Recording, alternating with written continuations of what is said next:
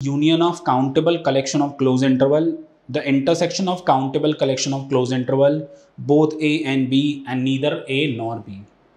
देखो इन सच kind of question, ये मैंने 2018 में भी थोड़ा डिटेल में डिस्कस किया था, बट अगर किसी ने 2018 देखा नहीं है तो मैं एक बार दोबारा से कुछ प्रॉपर्टीज लिख देता हूँ relates to close and open set. ठीक है, तो सबसे पहले ओपन सेट की प्रॉपर्टी होती है, ओपन सेट पता है सबको, ऐसा union of open set is always open. मतलब आप ओपन सेट लिए हैं, चाहे मान लो 3 ओपन सेट लिए उसका यूनियन निकाला या इनफाइनाइट ओपन सेट लिए उसका यूनियन निकाला, तो वो हमेशा ओपन होता है। ठीक है, सेकेंड प्रॉपर्टी होती है इससे related, finite intersection of open set is always open, या इज ओपन लिख दो, कोई दिक्कत नहीं। मतलब जब आप इंटरसेक्शन लोगे ओपन सेट का, तो वो ओपन सेट फाइनाइट होने चाहिए। अगर इनफाइनाइट ओपन सेट होते हैं तो ज़रूरी नहीं है उसका इंटरसेक्शन ओपन ही आए। अभी एग्जांपल मैं आपको दूंगा जो इन क्वेश्चन से रिलेट करेगा। ठीक है, सिमिलरली क्लोज सेट की भी कुछ इसी तरीके की प्रॉपर्टीज होती है। क्लोज सेट कहता है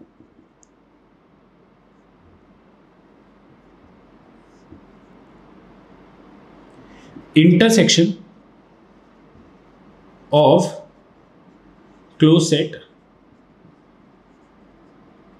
is always close and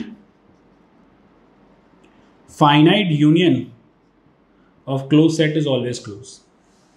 इसका मतलब अगर फाइनाइट यूनियन लिया गया क्लोज सेट का तो वो क्लोज आएगा, बट अगर इनफाइनाइट यूनियन लिया गया क्लोज सेट का तो वो ओपन भी आ सकता है। ठीक है, उसके बाद एक टर्म इसमें यूज किए गए काउंटेबल।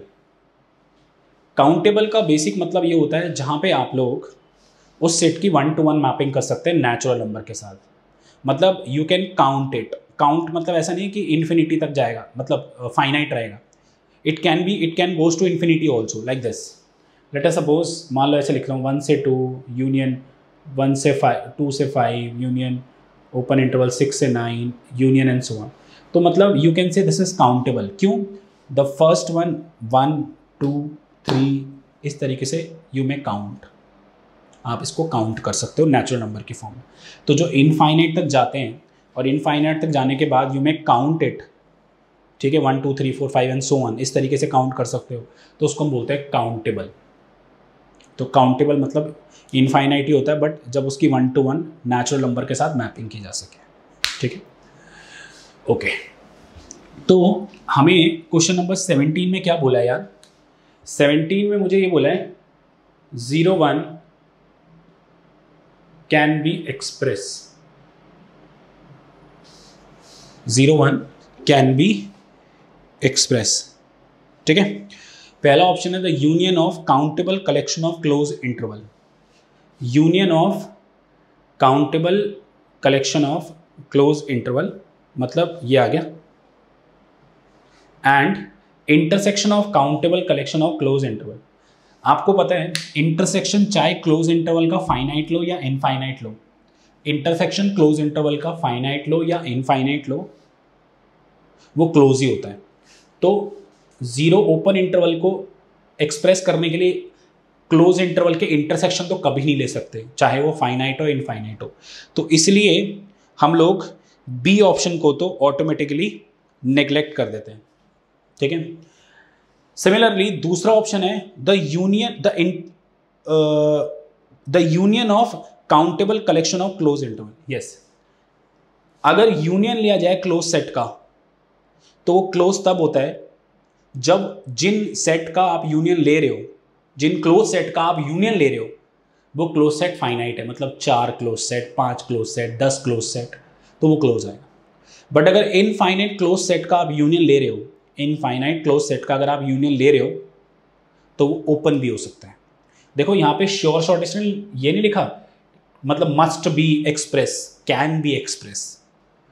तो आप ओपन इंटरवल को क्लोज सेट की फॉर्म में एक्सप्रेस कर सकते हो अगर वो क्लोज सेट का यूनियन आप ले रहे हो बट इनफाइनाइट, ठीक है, which is comes in this second property which से इफ फाइनाइट यूनियन लिया जाता है क्लोज सेट का तो वो क्लोज होता है, बट जब इनफाइनाइट यूनियन लिया जाएगा क्लोज सेट का तो वो क्लोज भी आ सकता है, वो ओपन भी आ सकता है, ठीक है। इसके लिए एक बहुत ही जनरल एग्जांपल है जो कि बुक्स में गिवन है, तो मैं फिलहाल जैसे यूनियन लिया एन 1 से 2 से ले लो, बेटर रहेगा आप लोगों के लिए,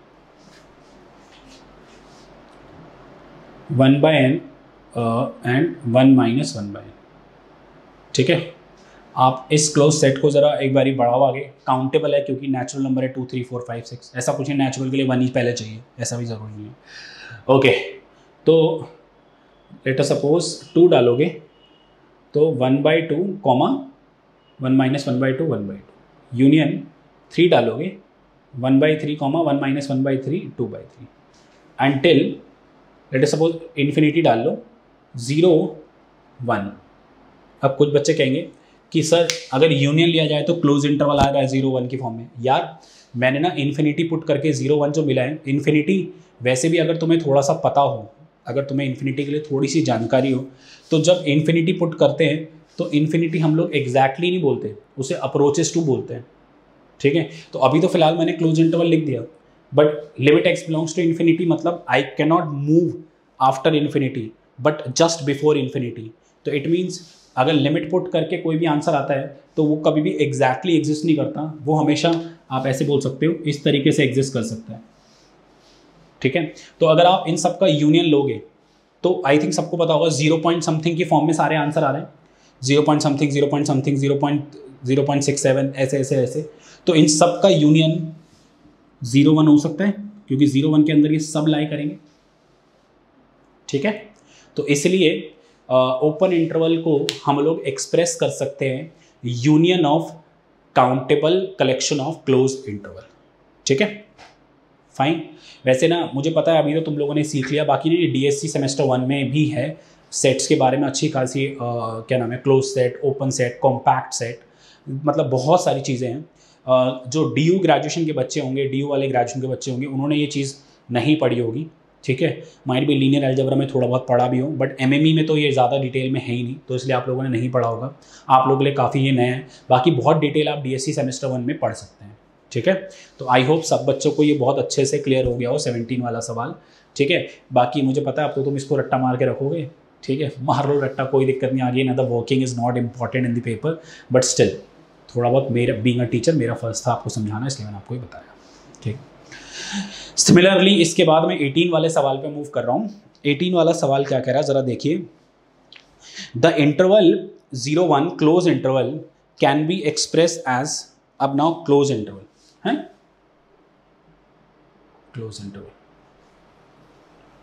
18 है ना, ओके। देखो close interval can be express as, पहला ऑप्शन है the union of countable collection of open interval, अच्छा, एंड दूसरा है the intersection of countable collection of open interval. अब इंटरसेक्शन और क्या नाम है यूनियन दोनों दे रखा है, बट ओपन इंटरवल का, तो क्लोज को ओपन की फॉर्म में कैसे एक्सप्रेस कर सकते हैं। देखो जब ओपन सेट का यूनियन लेंगे, चाहे फाइनाइट हो या इनफाइनाइट हो, काउंटेबल हो या ना हो, ओपन सेट का यूनियन तो ओपन ही रहेगा, तो वो क्लोज नहीं हो सकता। तो इसका मतलब क्या है, जो पहला ऑप्शन है, ठीक है, union of countable collection of open interval, वो तो पहले से नेग्लेक्ट हो गया, उसको तो हटा दो, ठीक है, क्योंकि यूनियन ओपन सेट का ओपन ही होता है, वो कभी क्लोज नहीं होता। But B option the intersection of the countable collection of open interval, intersection जो लिया जाता है किसका, इंटरसेक्शन जो लिया जाता है ओपन सेट का, वो ओपन तब होता है जब ओपन सेट फाइनाइट हो, मतलब 4 ओपन सेट का इंटरसेक्शन लिया, 10 ओपन सेट का इंटरसेक्शन लिया, तो बच्चों वो आ सकता है मेरे पास क्या नाम है, ओपन आ सकता है। बट क्या नाम है, अगर हम लोग फाइनाइट इंटरसेक्शन ना लेते हुए हम लोग इनफाइनाइट इंटरसेक्शन लेते हैं ओपन सेट का, तो that can also be a close interval, ठीक है, बिकॉज यहाँ पे there is a restriction of finite intersection. If you use infinite intersection it can be open, it can be close also, ठीक है। तो close interval again they are asking can be express, ठीक है, can be express as the infinite intersection of open set. Close interval can be express as intersection, infinite intersection of open set, यानी countable अभी आप उसको बोल सकते हो, ठीक है। इसके लिए जो एक्सप्रेशन है वो कुछ इस तरीके का यूज़ कर सकते हो। मान लो n 2 से इन्फिनिटी है और -1/n 1+1/n ओपन इंटरवल लिया मैंने, ठीक है। अगर आप इसको बनाना चाहो एक एक करके, पहले 2 डालो तो -0.5 एंड 1.5 यूनियन सॉरी इंटरसेक्शन। अगला 3 डालो -1/3 यानी 0.33 और 1/3 2/3 2/3 यानी 0.67, ठीक है। नहीं 1+1/3 ना, यानी 4/3 यानी 1.33 यूनियन। इस तरीके से आगे जाते जाओगे एंड लास्ट में इन्फिनिटी डालोगे तो 0 एंड 1। अगर आप देखना चाहो अगेन इसके बीच में 0 1 लाई कर रहे हैं, इसके बीच में 0 1 लाई कर रहे हैं, है ना, एग्जैक्टली 0। अच्छा यहाँ पे इन्फिनिटी से जस्ट पहले की वैल्यू अगर देखूँ तो इन्फिनिटी से जस्ट पहले की वैल्यू में भी इससे पहले की जो वैल्यू आएगी उसमें भी 0 1 लाई करेगा। ऑब्वियसली इन्फिनिटी का तो डजंट मेक सेंस अगर आप पुट भी करना चाहो तो। ओपन इंटरवल आ रहा है 0 1 की फॉर्म में, बट व्हाट अबाउट दी मतलब लाइक इससे पहले का इंटरवल जो रहा होगा उसमें 0 भी लाई कर रहा होगा, उसमें 1 भी लाई कर रहा होगा, क्योंकि एग्जैक्टली इन्फिनिटी डालना डजंट मेक सेंस, ठीक है। तो इसलिए इसको you can express as this. तो भूलना मत यार ये ना, वैसे ना अगर आप चाहो तो आप इसको प्लीज़ रिमाइंड याद करके रख सकते हो कि ओपन इंटरवल को हम एक्सप्रेस कर सकते हैं, ओपन इंटरवल को हम लोग एक्सप्रेस कर सकते हैं countable union of close interval, ठीक है। एंड क्लोज इंटरवल और ओपन इंटरवल को हम एक्सप्रेस कर सकते हैं countable union of close interval, and close interval को हम लोग एक्सप्रेस कर सकते हैं countable intersection of open interval और ओपन सेट, ठीक है। आई होप 17-18 आपको क्लियर हो गया, ठीक है। अब हम आगे बढ़ते हैं।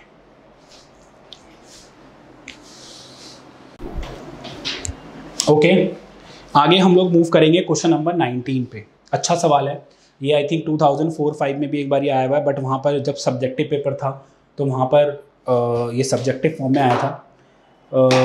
फिलहाल मैं इसका पूरा अच्छा खासा प्रूव आप लोगों के लिए करूँगा ताकि आप लोगों को आगे के लिए भी ये याद रहे। सब्जेक्टिवली इसलिए और डिटेल में प्रूव करूँगा, माइट भी अगर ISI में PEB में ये क्वेश्चन आ जाए और आपसे सब्जेक्टिवली आंसर पूछे तो आप लोग बहुत अच्छे से आंसर कर पाओ, ठीक है। तो ये सवाल है question number 19। A function Rn mapping R is a convex function if and only if following options are given is a convex set. देखो आप लोगों के पास 19 है नहीं, हाँ जी, देखो आपके पास f एक इज अ कन्वेक्स फंक्शन है, ठीक है, Rn मैपिंग R, ठीक है। Now Rn mapping R, f is a convex function, Rn mapping R आपको दे रखा है और आपको बताना है अगर ये कन्वेक्स फंक्शन है तो इन चारों ऑप्शन में से कौन सा सेट कन्वेक्स सेट होगा। तो वैसे तो मुझे जनरली ये प्रॉपर्टी अच्छे से याद है तो इसलिए मैं बता रहा हूँ ऑप्शन ए इसका आंसर है, बट मैं उसको बहुत अच्छे से डिटेल में डिस्क्राइब करूँगा, सॉल्व करूँगा कि why the option A is correct. तो ऑप्शन ए हमें ये दे रखा है XY where belongs to Rn into R given that y is greater than equal to fx और fx is less than equal to y, जो भी बोलना चाहो, is a convex set, ठीक है, is a convex set। इसको ना ध्यान से समझना, बहुत अच्छा सा पार्ट है।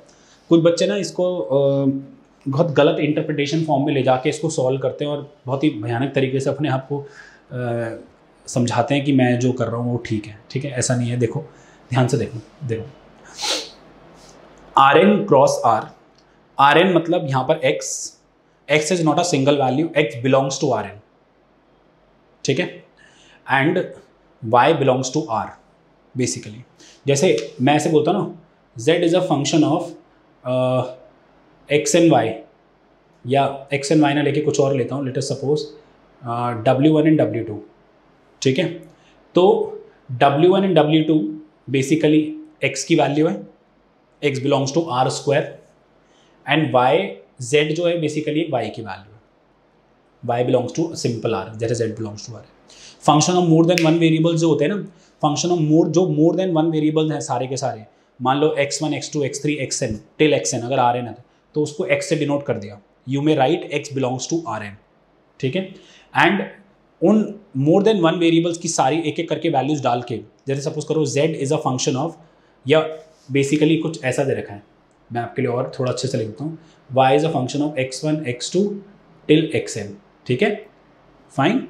वेयर इसको जो ये rn को बिलोंग कर रहा है उसको मैंने x नाम दे दिया और ये y हो गया, ठीक है, तभी लिखा है ना, ये rn है और ये r है। मैंने बहुत छोटी छोटी चीज़ें क्लियर करना चाहता हूँ यार आपको, ताकि आपके दिमाग में कोई मिथ ना रह जाए कि किस तरीके से आप लोगों ने इसको सॉल्व किया, क्या है नोटेशन मीनिंग, ठीक है। कह रहे क्लियर हो गया ना सबको, x is not a single value, x basically belongs to this rn, जो भी सेट S होगा rn को बिलोंग कर रहा होगा, x उसको बिलोंग कर रहा है, and y belongs to r है, ठीक है। Given that y greater than equal to fx is a convex set, ठीक है। अच्छा, इसको ना मैथमेटिकल भाषा में ना एक नाम बोलते हैं, इसको बोलते हैं एपीग्राफ, EF, एपीग्राफ। एक एपीग्राफ होता है, एक हाइपोग्राफ होता है, ठीक है। दोनों का बेसिक मतलब, एपीग्राफ का मतलब होता है जहाँ पे y is greater than equal to fx होता है, अगर ये y less than equal to fx होता तो इसे हाइपोग्राफ बोलते हैं, HF। अभी के लिए सिर्फ इतना याद रखो, दिस इज कॉल्ड एपीग्राफ। आप चाहो तो गूगल पे भी सर्च करोगे तो आपको सिर्फ इतनी डेफिनेशन मिलेगी, ठीक है, जितना मैंने आप लोगों के लिए बोला। तो हमें ये बताना है कि अगर कोई फंक्शन कन्वेक्स फंक्शन है तो वो कन्वेक्स फंक्शन तभी होगा जब इफ एंड ओनली इफ मतलब वाइस वर्सा भी, इफ एंड ओनली इफ ये एपीग्राफ एक कन्वेक्स सेट होगा, ठीक है। और वाइस वर्सा क्या, अगर ये एपीग्राफ एक कन्वेक्स सेट है जो कि मुझे गिवन है, तो f एक कन्वेक्स फंक्शन होगा। तो मुझे दो वे में प्रूव करना है, if f is a convex function then this epigraph of f मतलब y greater than equal to fx is a convex set, and if this epigraph is a convex set then f is a convex function, ठीक है। तो हम सबसे पहला वाला case लेके चलते हैं। Let's say f is convex function, हाँ बोलो, f एक कन्वेक्स फंक्शन है, तो हमारा टू प्रूफ क्या है, epigraph is a convex set, ठीक है। ओके, जरा देखो ध्यान से सारे, अगर f कन्वेक्स फंक्शन होगा तो एपीग्राफ कन्वेक्स सेट बनेगा ही बनेगा, ठीक है। अब सुनो, f कन्वेक्स फंक्शन है, that means f is a convex function, ठीक है। उसका मतलब that means f of 1 minus lambda x1 plus lambda x2 should less than be equal to 1 minus lambda f of x1 plus lambda f of x2। ये चीज़ मुझे given है ना, एक basically convex function की प्रॉपर्टी होती है Jensen inequality. इसे equation 1 नाम दे दो आप लोग इसको इक्वेशन 1 नाम दे दो।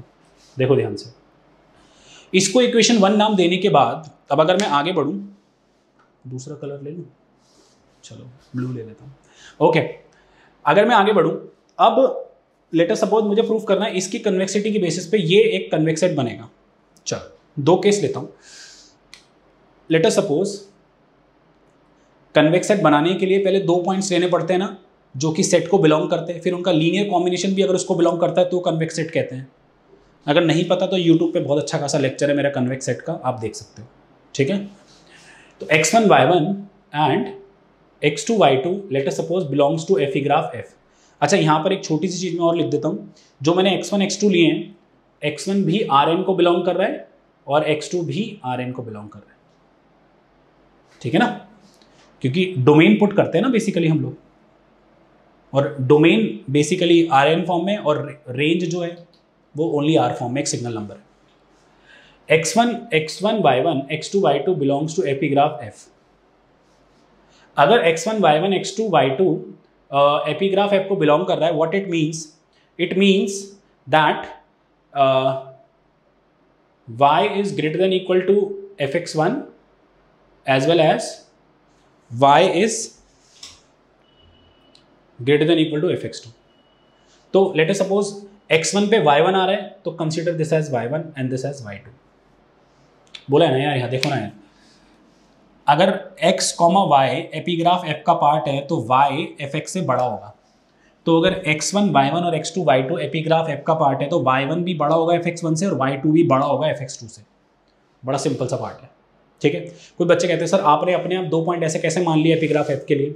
यार मुझे ना एपीग्राफ f को कन्वेक्स सेट बताना है, तो कभी भी किसी भी सेट को कन्वेक्स सेट अगर प्रूव करना होता है तो 2 पॉइंट अपनी तरफ से उस सेट का पार्ट लेने पड़ते हैं और हमें ये प्रूव करना होता है कि उसका लीनियर कॉम्बिनेशन भी उस सेट का पार्ट बनेगा, ठीक है. तो अगर ये 2 पॉइंट इस एपीग्राफ का पार्ट है तो linear combination of x1 y1 and x2 y2 is क्या होगा बताओ. 1 minus lambda x1 y1 plus lambda x2 y2, ठीक है. That means 1 minus lambda x1 plus lambda x2 comma 1 minus lambda y1 plus lambda y2, ठीक है. Bracket ले लो, points है नहीं, ठीक है. ओके, तो मुझे ये प्रूफ करना है कि अगर x1 y1 x2 y2 belongs to f है तो इसका लीनियर कॉम्बिनेशन भी बिलोंग्स टू f EF होगा. लेट अस सपोज इसको मैं x मान लेता हूं और इसको मैं y ले लेता हूं, ठीक है. एनी डाउट नहीं. अच्छा, अगर मुझे ये प्रूव करना है कि इसका लीनियर कॉम्बिनेशन भी एपीग्राफ का पार्ट है, तो बेसिकली मुझे ये प्रूव करना है कि जो इसका लीनियर कॉम्बिनेशन है टू प्रूव में ही y is greater than equal to fx होगा. बोला गया है अगर कोई पॉइंट एपीग्राफ का पार्ट है तो उन पॉइंट से ये कंडीशन होल्ड करनी चाहिए. अगर एक एपीग्राफ कन्वेक्स सेट है तो उस कन्वेक्स सेट की एक प्रॉपर्टी ये दे रखी है, y शुड बी ग्रेटर, मतलब जो पॉइंट कन्वेक्स सेट का पार्ट है वहां पे y should be greater than equal to fx होना जरूरी है. ये क्वेश्चन में गिवन है. A function a epigraph should be a convex set if any points lying on that epigraph should hold this condition for becoming a convex set. Now if I assume that these two are belongings to epigraph which hold this condition, that means proving the epigraph is a convex set, the linear combination also belongs to epigraph, and if any point are belonging to epigraph, that means y should be greater than equal to fx. I hope clear to everyone. ठीक है, मैं बहुत आराम से कर रहा हूँ, फिर मैं वाइसा वर्सा वाला भी तरीका करूँगा. अच्छा, अब मैं आ जाता हूँ इधर. लेट अस सपोज मैं ये केस, मुझे ये प्रूफ करना है एक तरीके से, तो मैं fx लेता हूँ. fx क्या है, x क्या है, 1 minus lambda x1 plus lambda x2. बोलो, x की वैल्यू यही है ना. आई am not using this, I am proving this. तो आई टुक fx, ठीक है, and through fx I am moving, I put the value of x from here because I consider this as x. Okay, so now f of 1 minus lambda x1 plus lambda x2 I am having. Abhi I am not going to check the convexity. I am not going to check the convexity. Now if I have to prove this should be less than equal to y, so now I move to the convexity part. मेरे को यही same term convexity में दिख रही है ना, जो कि क्या कहती है, this should be less than equal to 1 minus lambda F of x1 plus lambda F of x2. क्या कहते हो? Using convexity I apply this. Now अब आराम से देखो, we have given that fx y1 is greater than equal to fx1, ठीक है, या ऑल्सो यू मे से दैट कि fx1 should be less than equal to y1, ठीक है.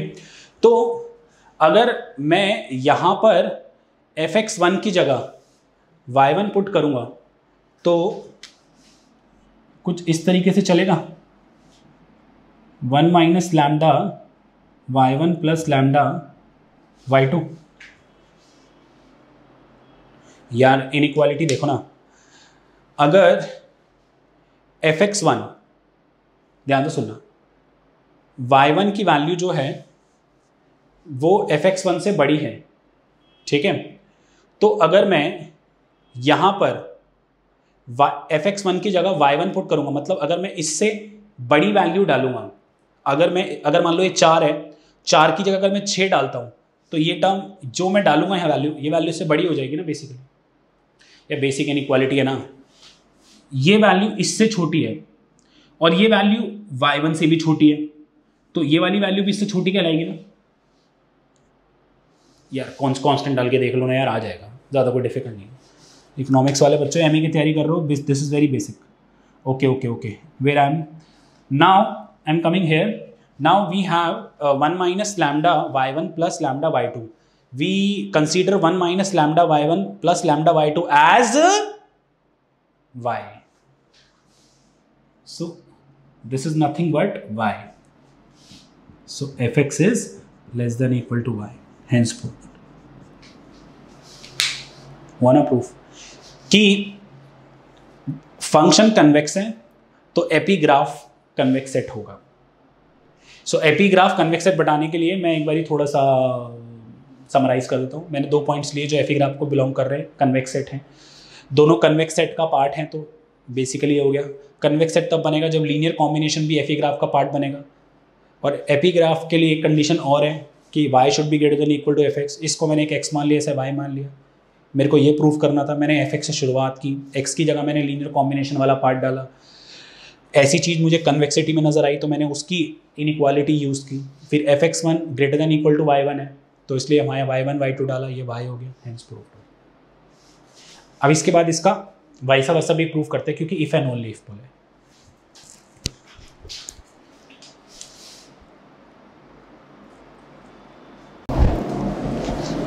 ओके इसके बाद ना मैं इसका वाइसा वर्सा भी प्रूव कर देता हूँ, ठीक है। वाइसा वर्सा का बेसिक मतलब ये हो गया, अभी हमने प्रूव किया था convexity implies epigraph is a convex set. वो हम अज्यूम करते हैं if epigraph is a convex set then it is convex. देखो let EF is a convex set, okay. Epigraph एक कन्वेक्स सेट है। अगर एफीग्राफ एक कन्वेक्स सेट है, ठीक है, देन हमारा टू प्रूव है F is convex, okay, we have to prove this. So let's say x1 fx1 x2 fx2 belongs to epigraph F। Convex set है, 2 पॉइंट्स बिलोंग कर रहे हैं एफीग्राफ को। That also means there linear combination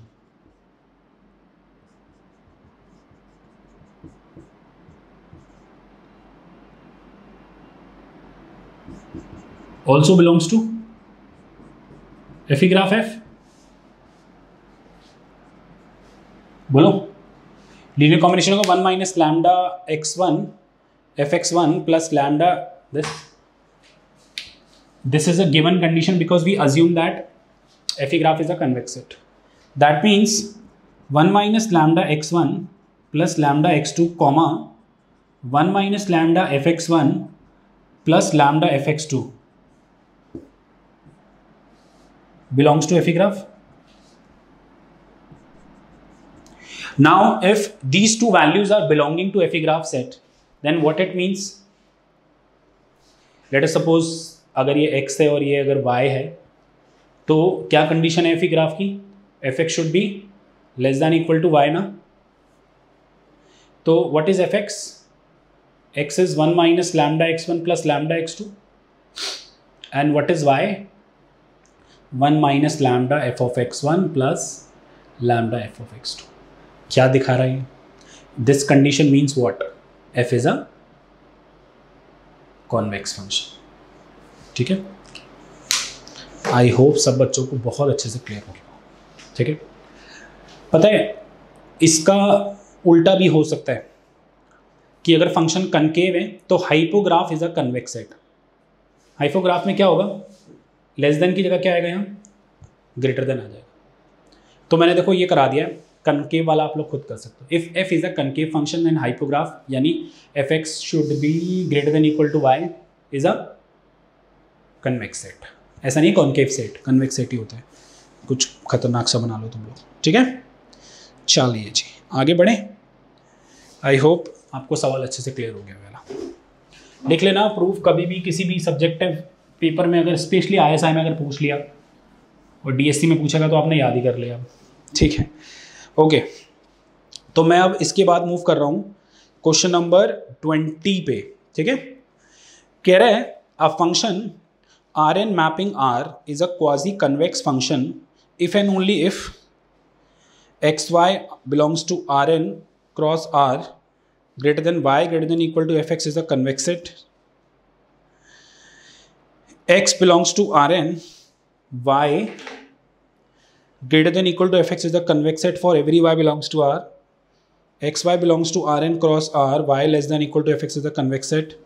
And D option is x belongs to Rn, y less than equal to fx is a convex set. So we were doing the question number 20, ठीक है। 20 में मुझे function दे रखा है यार, Rn mapping R is a quasi convex function, है ना। तो कौन सी कंडीशन होल्ड करनी है। अब मैं ज़्यादा डिटेल प्रूफ में नहीं जाऊँगा, वाइसा वर्सा लेके मैं डायरेक्टली एक ही कंडीशन यूज़ कर लेता हूँ। वैसे जनरली बात की जाए तो जब भी क्वाजी कन्वेक्स फंक्शन या क्वाजी कनकेव फंक्शन की बात करते हैं मोर देन वन वेरिएबल में, तो हम लोग कंसेप्ट यूज़ करते हैं upper level set of lower level of set का। कोई भी फंक्शन क्वाजी कनकेव होता है जब upper level of set convex set होता है, और कोई भी फंक्शन क्वाजी कन्वेक्स होता है जब lower level of set convex function होता है। आप ज़्यादा डिटेल के लिए मेरा यूट्यूब पे वीडियो अपलोडेड है क्वाजी कनकेव कन्वेक्स का, उसको आप गो थ्रू कर सकते हैं बहुत आराम से, यू विल एंजॉय। ओके, तो इसलिए ना मैं स्पेशली इसके जैसे बी पार्ट और ए पार्ट दोनों में मैं एक डिफरेंस आपको बता दूंगा। ये बी पार्ट है y greater than equal to fx is a convex set for every y belongs to R, and जो a पार्ट है ना वो है xy belongs to Rn cross R, y greater than equal to f is a convex set। तो दोनों में मैं आपको डिफरेंस अच्छे खासे बता देता हूँ। जैसे मान लो अगर मैं z is a function of f of xy लेता हूँ, मोर देन वन वेरिएबल, दो वेरिएबल वाला सवाल लेता हूँ, तो क्वाजी कनकेव या कन्वेक्स के लिए सबसे पहले क्वाजी कन्वेक्स फंक्शन के लिए f of X Y should be less than equal to z where z is constant. ऐसे करते हैं, मतलब एक्स वाई चाहे कुछ भी हो, बेसिकली आप ऐसे बोल सकते हो ना, X Y belongs to R square, that implies f of x y less than equal to z is a convex set, that means function is quasi convex, so which is properly holding by the option B that x belongs to Rn. So x is basically working as this variable, given that the lower level of set यानी fx where x belongs to Rn, जो यहाँ पे fxy है, less than equal to z, less than equal to y का काम यहाँ पे z कर रहा है बेसिकली। अच्छा, तुम्हें z वेट से कंफ्यूजन हो रही है तो मैं ऐसे कर लेता हूँ। y is a function of x1 x2 till xn है।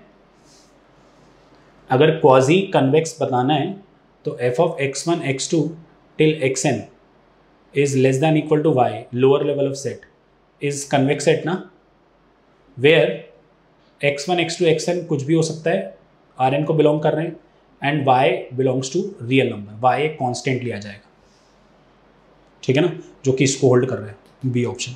अब xy belongs to Rn r and y less than equal to this, हम पूरा फंक्शन तो कंसीडर नहीं कर रहे ना, हम बेसिकली इसकी वैल्यू भी ले रहे हैं और इसकी वैल्यू भी ले रहे हैं, मतलब हर एक्स वाई पे जो वाई आ रहे हैं उन सबको कंसीडर कर रहे हैं, नो, हम वाई पहले से फिक्स कर लेते हैं, हम जेड को पहले से फिक्स कर लेते हैं क्वाजी कनकेव कन्वेक्स में कांस्टेंट, उसके बाद हम चेक करते हैं। तो I am not basically finding the values of y for different values of x, no, I am fixing the value of y and for different values of x I am checking that fixing value I am getting और not, उसके basis पर diagram बनाया जाता है। So such kind of चीजें apply for concave and convex when Cartesian will be given कि we are putting the values of x, I am getting the value of y. No, here I am considering the value of y firstly before putting the values of x. बिना x की value डाले हम पहले से y late कर रहे हैं, क्या ले रहे हैं, उसके बाद देखो हम सिर्फ x डाल रहे हैं ना बस, और y हमने फिक्स कर लिया, कुछ भी हो। Option number B. अच्छा यही हो सकता है पेपर में उल्टा आ जाए यार, क्वाजी कनकेव पूछ ले तो कनकेव में साइन उल्टा हो जाएगा, अपर लेवल ऑफ सेट हो जाएगा, ठीक है।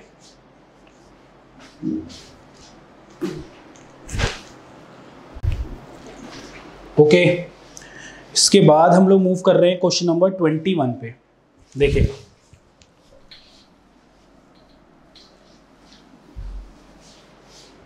21 क्या कह रहा है जी, if A is equal to xy belongs to R square, given that x positive, y positive, xy greater than equal to 1.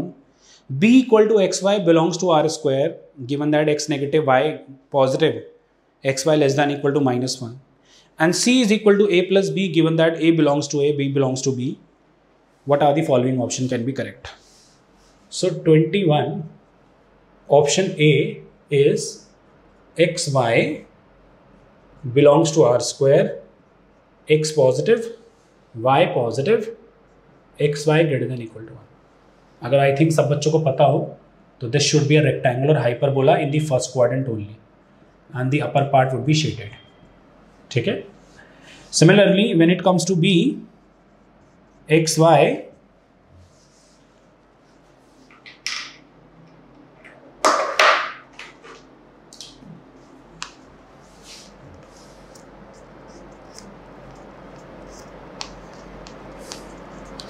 X y कहाँ गया यार, अरे भाई कहाँ चला गया, या belongs to R square, given that x negative, y positive,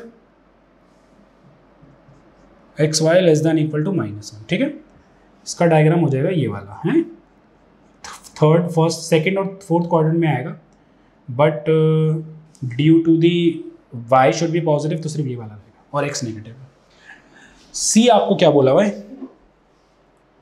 सी बोला हुआ है basically a plus b where a belongs to a and b belongs to b, ठीक है। ऑप्शन दे रखे कौन कौन से c के सबसेट होंगे, मैं आपको c थोड़ा निकालना बता दूं। जैसे कि सपोज करो x का 2 लेते हैं, अच्छा 2 पे ये 1/2 है तो ऊपर वाला मतलब मान लो ऐसे अज्यूम कर लो, a लेटर सपोज ले लिया 2,3, b ले लो यहाँ पर x -2 ले लो और y 3 होगा, तो a plus b that is 0 से x आ गया। ऐसे मतलब बहुत सारे कॉम्बिनेशन आप कंसीडर कर सकते हो, जरूरी नहीं मैंने 2 लिया है तो आप b -2 लो, आप b को -3 भी ले सकते हो, -3 पे 3 ले लो, ठीक है। सो पहला ऑप्शन आपको दे रखा है x0 and y greater than equal to 0 is a subset of c। अच्छा x0 हो सकता है ना, c में लाई कर सकता है ना x0, बट क्या y greater than equal to 0 lie कर सकता है c में? बिल्कुल, y पॉजिटिव लाई कर रहा है, y पॉजिटिव लाई कर रहा है, क्या y 0 आ सकता है? y 0 तभी आ सकता है जब हम c निकालें और a और b को ऐड करें तो एक y का पॉजिटिव हो और एक y का नेगेटिव हो। बट अगर आप ध्यान से देखो तो मैं इस क्वाड्रेंट में और इस क्वाड्रेंट में हूँ जहाँ पे y कभी नेगेटिव नहीं हो सकता, x चाहे नेगेटिव हो जाए बट y तो पॉजिटिव ही रहेगा, और यहाँ पर तो है ही y पॉजिटिव, तो दो पॉजिटिव y का एडिशन कभी भी 0 नहीं आ सकता, इसलिए हम लोग पहला ऑप्शन नेग्लेक्ट कर देंगे। इवन जहाँ जहाँ भी y 0 दे रखा है वो सारे ऑप्शन नेग्लेक्ट कर देंगे, तो पहला ऑप्शन में भी y 0 है दे रखा है, c में भी दे रखा है, d में भी दे रखा है, इसलिए बी ऑप्शन आंसर हो जाएगा, ठीक है। पता नहीं आप लोगों ने ये वाला दिमाग लगाया नहीं लगाया, कुछ और सोचा हो तो डिस्कस कर सकते हो मेरे साथ, नॉट अ बिग डील, ठीक है। ओके इसके बाद हम मूव कर रहे हैं क्वेश्चन नंबर 22 पे। क्वेश्चन नंबर 22 देखिए क्या कह रहे हैं। 22 में कह रहा है limit n approaches to infinity bracket 1 + 1/2n whole to the power 5n equal to what. 4 options are given to. ठीक है देखिए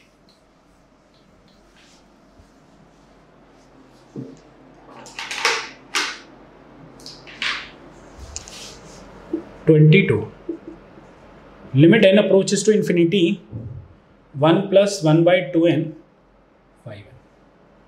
आप इन्फिनिटी डालोगे तो 1 की पावर इन्फिनिटी फॉर्म आएगा। अगर सबको याद हो तो एक फॉर्मूला होता है limit x belongs to infinity 1 + 1/x to the power x is nothing but exponential. ये फॉर्मूला डायरेक्ट यूज़ कर सकते हो rather than taking log both side and बहुत लंबे तरीके से सॉल्व करो। तो ये फॉर्मूला कहता है जो टर्म यहाँ पर है उसका मतलब इसका रेसिप्रोकल पावर में होना चाहिए। तो 1/2n का रेसिप्रोकल होता है 2n। तो मैंने क्या किया 2 से मल्टीप्लाई कर दिया और 2 से डिवाइड कर दिया। तो इतना पोर्शन एक्सपोनेंशियल बन गया 5/2 बच गया। e की पावर 2.5 इज माई आंसर। ठीक है ओके फाइन। इसके बाद हम लोग मूव कर रहे हैं क्वेश्चन नंबर 23 पे। क्या कह रहे हैं consider the function f(x) = log x where x is lying in between 0 से 1 and ax² + b where x is lying in between 1 से infinity such that f of 2 is 3। Function f is continuous if 4 options इनमें से कौन सा hold करेगा। 23 f(x) is log x 0 से 1 and 1 से infinity. इतना तो क्लियर है कि 1 को छोड़ दिया जाए तो हर जगह कंटिन्यूस है क्योंकि 1 के अलावा फंक्शन लॉग या कंटिन्यूस होता है। 1 के हटा के देखें अगर 1 के हटा के वैल्यूज नहीं तो पॉलिनोमियल है कंटिन्यूस होता है। सिर्फ 1 पे ही चेक करना है कंटिन्यूटी होगी या नहीं होगी। बट क्वेश्चन में गिवन है फंक्शन कंटिन्यूस है तो ज़्यादा पंगा लेने की जरूरत नहीं है। तो 1 पे LHL क्या होगा at x = 1। What is LHL 1 डाल लो log 1 0। RHL 1 डाल लो दिस। So a + b 0। हाँ ठीक है। अब a + b 0 और एक कंडीशन हमें ये दे रखी है कि f of 2 की वैल्यू 3 है। अब a + b अगर 0 है तो a + b 0 कौन से ऑप्शन से आ सकता है। a + b 0 आ सकता है एक तो c ऑप्शन से और एक d ऑप्शन से क्योंकि -1 1 दे रखा है। तो अगर मैं ऑप्शन c यूज़ करूँ a -1 और b 1 तो 0 आ जाएगा है। तो मेरा फंक्शन क्या बनेगा ax² वाला -x² और b की वैल्यू 1। a को -1 b को 1। मुझे गिवन है f of 2 3 है तो क्या f of 2 3 आ रहा है -3 आ रहा है। तो इसका मतलब है c ऑप्शन नेगलेक्ट कर दो। d ऑप्शन पे आ जाओ। d है a1 and b -1 d option. तो इससे a + b 0 बन रहा है और इससे f(x) आ रहा है x² - 1। क्या इससे f of 2 3 आ रहा है बिल्कुल। तो इसलिए इसका आंसर हो गया option number D. Clear okay.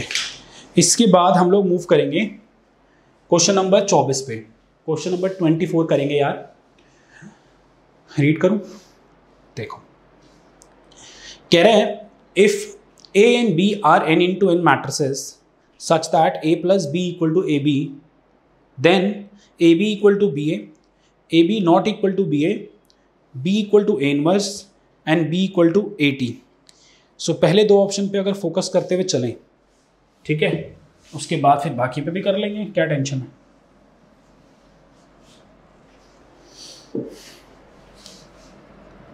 ये ऐसा क्वेश्चन 12th क्लास की RD शर्मा में भी है पता है।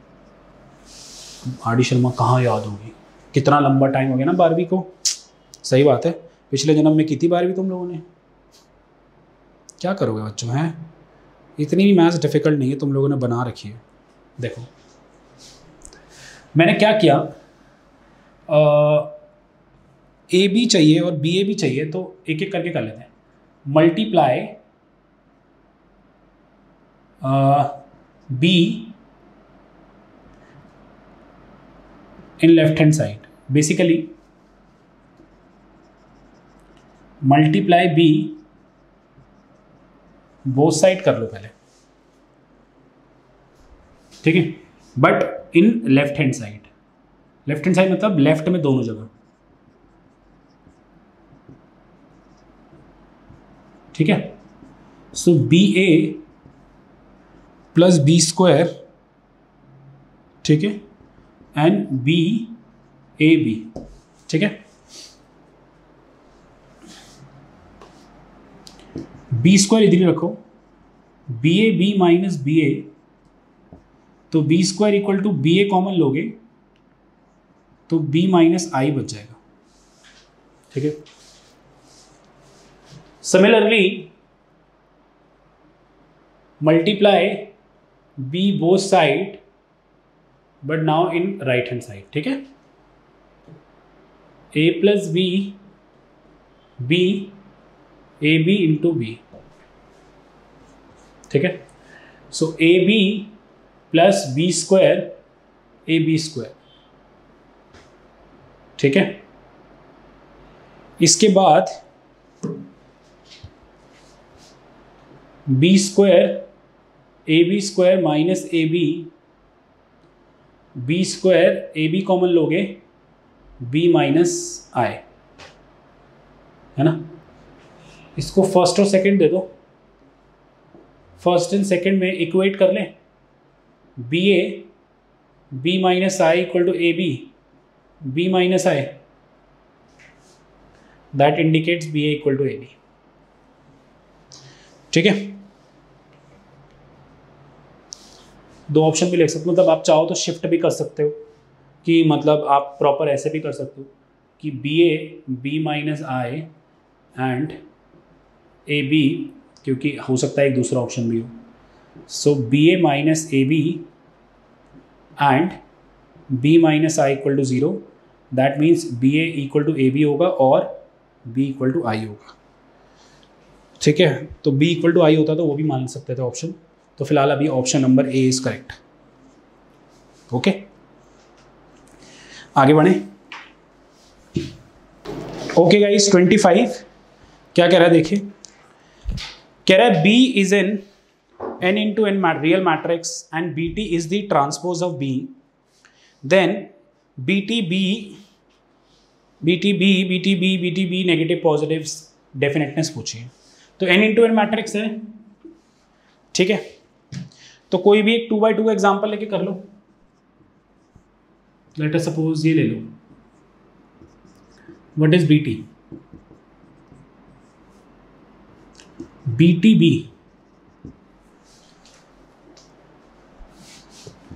1 2 -1 1 1 -1 2 1, हाँ।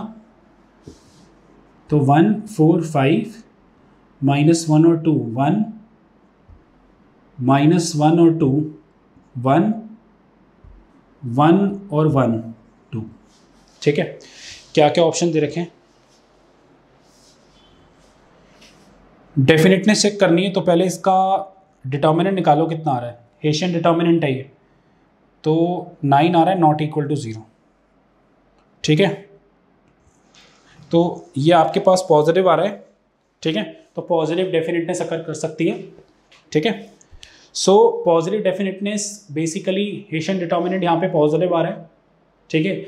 तो पॉजिटिव डेफिनेट ये याद करो, जब सब्जेक्ट टू कंस्ट्रेंट वाली क्वाड्रेटिक फॉर्म ऑफ 2 वेरिएबल्स होती है तो डिटर्मिनेंट ही बताता है किस टाइप की डेफिनेटनेस अकर करेगी। अब सेमी हो सकती है, नहीं हो सकती, सेमी हो सकती थी अगर सारे एलिमेंट एक जैसे ले लिए जाएं बी के, तो determinant of BT into b 0 भी आ जाएगा। तो इसका मतलब है डिटर्मिनेंट 0 भी आ सकता है और डिटर्मिनेंट पॉजिटिव भी आ सकता है, that implies the answer is positive semi definiteness, ठीक है। ऑप्शन नंबर D, ठीक है।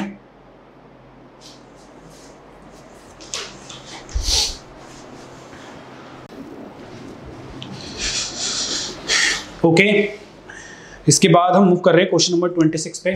26 बच्चों बहुत बारी पेपर में आया हुआ है, 2015 में आई थिंक, बहुत 2010 में, 11 में, same question repeating many times with different little bit different words but exactly the same concept, ठीक है।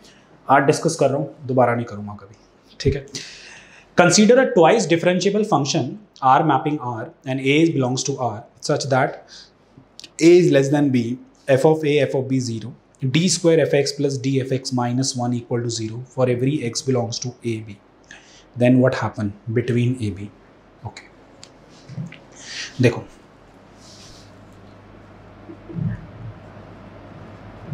R mapping R, ठीक है। f of A और f of B दोनों की वैल्यू 0 है and A is less than B है, ये A is less than, and we have a condition d square fx plus dfx is equal to 1. d square fx मतलब f double dash x plus f dash x equal to 1, ठीक है। Okay okay, diagrammatically बना लेता हूँ। Let suppose ए और B दोनों positive ले लेता हूँ, ए पे भी 0 है, बी पे भी 0 है, फंक्शन प्योरली डिफरेंशिएबल भी है और कंटिन्यूस भी है, ठीक है। सो अगर आप लोग इस पे ए और बी के बीच में आप अगर लैग्रेंज मीन वैल्यू थ्योरम लगाना चाहो सबसे पहले, so what is f dash x, f b minus f a upon b minus a, बोलो। And as we know fb is 0, fa is 0, तो f dash x is 0 where x belongs to in between a and b, कुछ भी हो सकता है, बोलो। let us suppose x equal to c where derivative is 0. any problem? no? ठीक है। देखो आगे अगर बढ़े, अगर मैं c को इस कंडीशन में पुट करना चाहूँ in equation 1, put x as c, ठीक है, तो पता लग जाएगा c पे अगर डेरिवेटिव 0 आ रहा है, c पे डेरिवेटिव 0 आने का मतलब c is a stationary point. अब stationary point has two aspect, इधर it can be maximum minima और it can be a POI, point of inflection भी बन सकता है, ठीक है। याद करो ना, एक्स क्यूब में नहीं बनता, एक्स क्यूब का डेरिवेटिव 0 होता है, स्टेशनरी 0 होता है और वो POI बन जाता है, concave से convex. Okay, so if I put this as c, as we know f dash c is 0, so f double dash c is 1 greater than 0, that means c is the minima point, ठीक है। तो इससे क्या स्पष्ट होता है, अगर ए और बी के बीच में कहीं पे भी कोई भी जगह सी लाई कर रहा हो, सी मिनिमम पॉइंट है, तो इसका मतलब ग्राफ ऐसे तो उठ के नहीं जा सकता, बोलो। ग्राफ ऐसे तो उठ के नहीं जा सकता, मिनिमा के लिए ग्राफ ऐसे ही उठेगा, सी पे फंक्शन वैल्यू को नेगेटिव ही होना पड़ेगा, बोलो। तो इसका मतलब क्या हो गया, इसका मतलब ये हो गया कि आप लोगों के पास option number C will be the correct option that indicate, not C, sorry, option number A would be the correct option which says that fx की वैल्यू या तो 0 होगी, 0 से छोटी होगी, जब x a और b क्लोज इंटरवल में लाई करेगा, ठीक है। क्लियर हो गया सबको? तो ऐसे इंट्यूटिव बेसिस पे ये वाला आंसर देना चाहिए आप लोगों को। अच्छा सवाल है यार, बहुत अच्छा सवाल है। वैसे मैंने इस सवाल को सॉल्व करने के लिए मैंने एक फंक्शन बना के इसको सॉल्व किया, बट वो बहुत लंबा तरीका हो गया, जहाँ पे मैंने इसको डिफरेंशियल इक्वेशन में कन्वर्ट किया। मैंने सिंगल डेरिवेटिव को लेट सपोज W मान लिया, फिर लीनियर सिस्टम ऑफ इक्वेशन लगाई वो डिफरेंशियल इक्वेशन का, तो वो ना बहुत बड़ा चला गया। तो मैं चाहता हूँ आप ऐसे तरीके सीखो। क्लियर हो गया ना? ए और बी के बीच में एक जो सी लाई कर रहा है, जिस सी पे डेरिवेटिव 0 है, उस सी पे डबल डेरिवेटिव अगर ग्रेटर देन 0 आ रहा है तो सी मिनिमा हो गया। और कोई भी मिनिमा के लिए कॉर्नर पॉइंट से तो घट नीचे आना पड़ेगा ना फंक्शन, तभी तो मिनिमा कहलाएगा। क्लियर? ओके, आगे बढ़े। अगला सवाल है मेरे पास 26 हो गया, 27 क्या कह रहा है देखिए, कह रहा है suppose f such that R plus, मतलब domain is positive number real number, mapping R is a decreasing and differentiable function, function एक डिक्रीजिंग फंक्शन और डिफरेंशिएबल फंक्शन, ठीक है। If capital F x is equal to integration of 0 से x f of t d t, then capital F is what. बच्चों ऐसे type के सवाल बहुत पूछता है ADSC में, पता है इसमें एक फॉर्मूला यूज होता है, मुझे नहीं पता आप लोगों को याद है नहीं है, बट मैं तो आप लोगों को करा ही देता हूँ। कहाँ चले गए मार्कर, ये रहे, ओके देखिएगा, आप लोगों के पास 27 में दे रखा है capital F x is equal to 0 से x f of t, small f of t dt, and we have given that small f dash is less than equal to 0, that means this is decreasing, okay? ओहो, इतनी maths पढ़ाते पढ़ाते ना मैं English की spelling भूल जाता हूँ। डिक्रीजिंग, देन कैपिटल एफ क्या हो? अच्छा, कैपिटल एफ का नेचर बताना है, कनकेव, कन्वेक्स, इंक्रीजिंग, डिक्रीजिंग, तो कैपिटल एफ का डेरिवेटिव करना पड़ेगा। और कैपिटल एफ अगर किसी के इंटीग्रेशन के थ्रू आ रहा है तो उस किसी इंटीग्रेशन के डेरिवेटिव के लिए एक फॉर्मूला लगता है which is called Lebanese formula. Lebanese formula क्या कहता है, लिख दो फॉर्मूला एक बार आप लोगों के लिए, a of x b of x f of t d t is, इसका अगर डेरिवेटिव करना है विद रिस्पेक्ट टू एक्स तो अपर लिमिट का डेरिवेटिव, लोअर लिमिट का डेरिवेटिव, ठीक है। Any doubt? तो f dash x is upper limit का डेरिवेटिव, लोअर लिमिट, जीरो का डेरिवेटिव तो जीरो ही होगा, तो एफ डैश एक्स इसके बराबर आ गया small f x. Small f x एक डिक्रीजिंग फंक्शन है, मतलब स्मॉल एफ एक्स की वैल्यू क्या होगी वो मैं नहीं बता सकता। कोई फंक्शन इंक्रीजिंग और डिक्रीजिंग हो तो उसकी फंक्शन वैल्यू क्या होगी, that I can't find out, neither I can explain. So इस अगर ये डिक्रीजिंग है तो उसका डेरिवेटिव करें तो एफ डैश एक्स आएगा, ये नेगेटिव है तो ये नेगेटिव है तो capital F double dash x भी नेगेटिव आ रहा है, that means function is concave, ठीक है। गुड, अगर समझ आ गया आपको तो ओके, आगे बढ़े। कुछ सवाल आसान है यार, कुछ सवाल सच्ची में बहुत आसान है। देखो 28 क्या कह रहा है, if real number p and q satisfying 0 is less than q less than p, then the following is true for the number p q p plus q and q minus p। Option दे रखे हैं मुझे कुछ। Okay guys, 28 number question देखेंगे सारे। क्या कह रहा है, आसान सवाल है, बहुत ज़्यादा। If real number p and q satisfying 0 less than q less than p, then the following is true for the number p q p plus q q minus p, ठीक। 28 में 0 less than q less than p है, तो एक काम करें, q को 1 ले लें, p को 2 ले लें। मुझे इन चारों में चेक करना है, p 2 डाला, q 1 डाला, ये 3 डाला, q माइनस p माइनस। हमें चेक करना है मीन और मीडियन का रिलेशनशिप, ठीक है। सो x ले लो, डेटा को असेंडिंग ऑर्डर में लिख लूँ, तो ये हो गया 5, मीन हो गया 5/4, 4 एकम 4 गुनी 8 4 गुनी 10, ठीक है, 1.25। Median n+1/2 term, 4+1/2 term. खुश मत हो जाना, ये सवाल तुम्हें आता है, कोई इतना डिफिकल्ट सवाल नहीं है जो खुश हो जाओ, ठीक है। Second plus third divide by 2, moral down नहीं कर रहा बट बता रहा हूँ बहुत पढ़ना है। 1.5, मीडियन बड़ा आ रहा है मीन से, तो option number C, mean is less than their median, ठीक है। ओके, आगे बढ़ रहा हूँ क्वेश्चन नंबर 29 पे।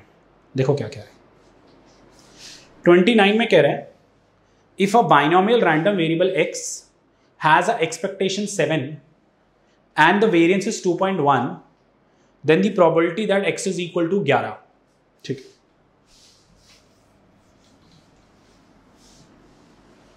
ठीक है.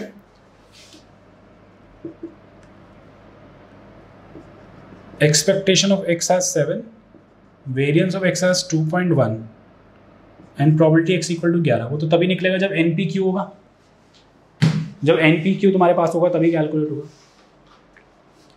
तो NP 7 है और NPQ 2.1 है.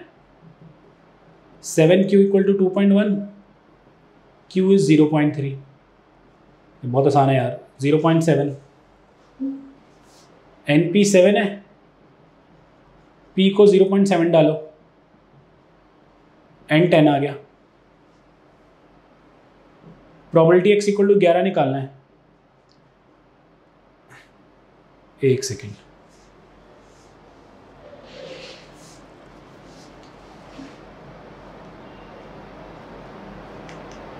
कहाँ चला गया सवाल, ये रहा. ठीक है, देन दी प्रोबेबिलिटी कहाँ गया, x इक्वल टू 11 निकालना है. अब कैसा पॉसिबल है यार, 11 सक्सेस 10 ट्रायल में से कैसे निकल सकती हैं? पॉसिबल ही नहीं. 0. एक कॉइन को 4 बारी टॉस किया, प्रोबेबिलिटी निकालो 5 हेड की. पॉसिबल है? क्या करोगे, सिक्का तोड़ दोगे? नहीं ना. ठीक है, आगे बढ़ते हैं इसके बाद.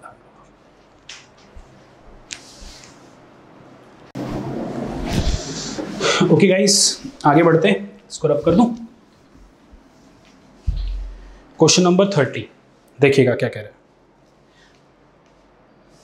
कह रहा है अ machine start operating eight time 0 and fail at random time t.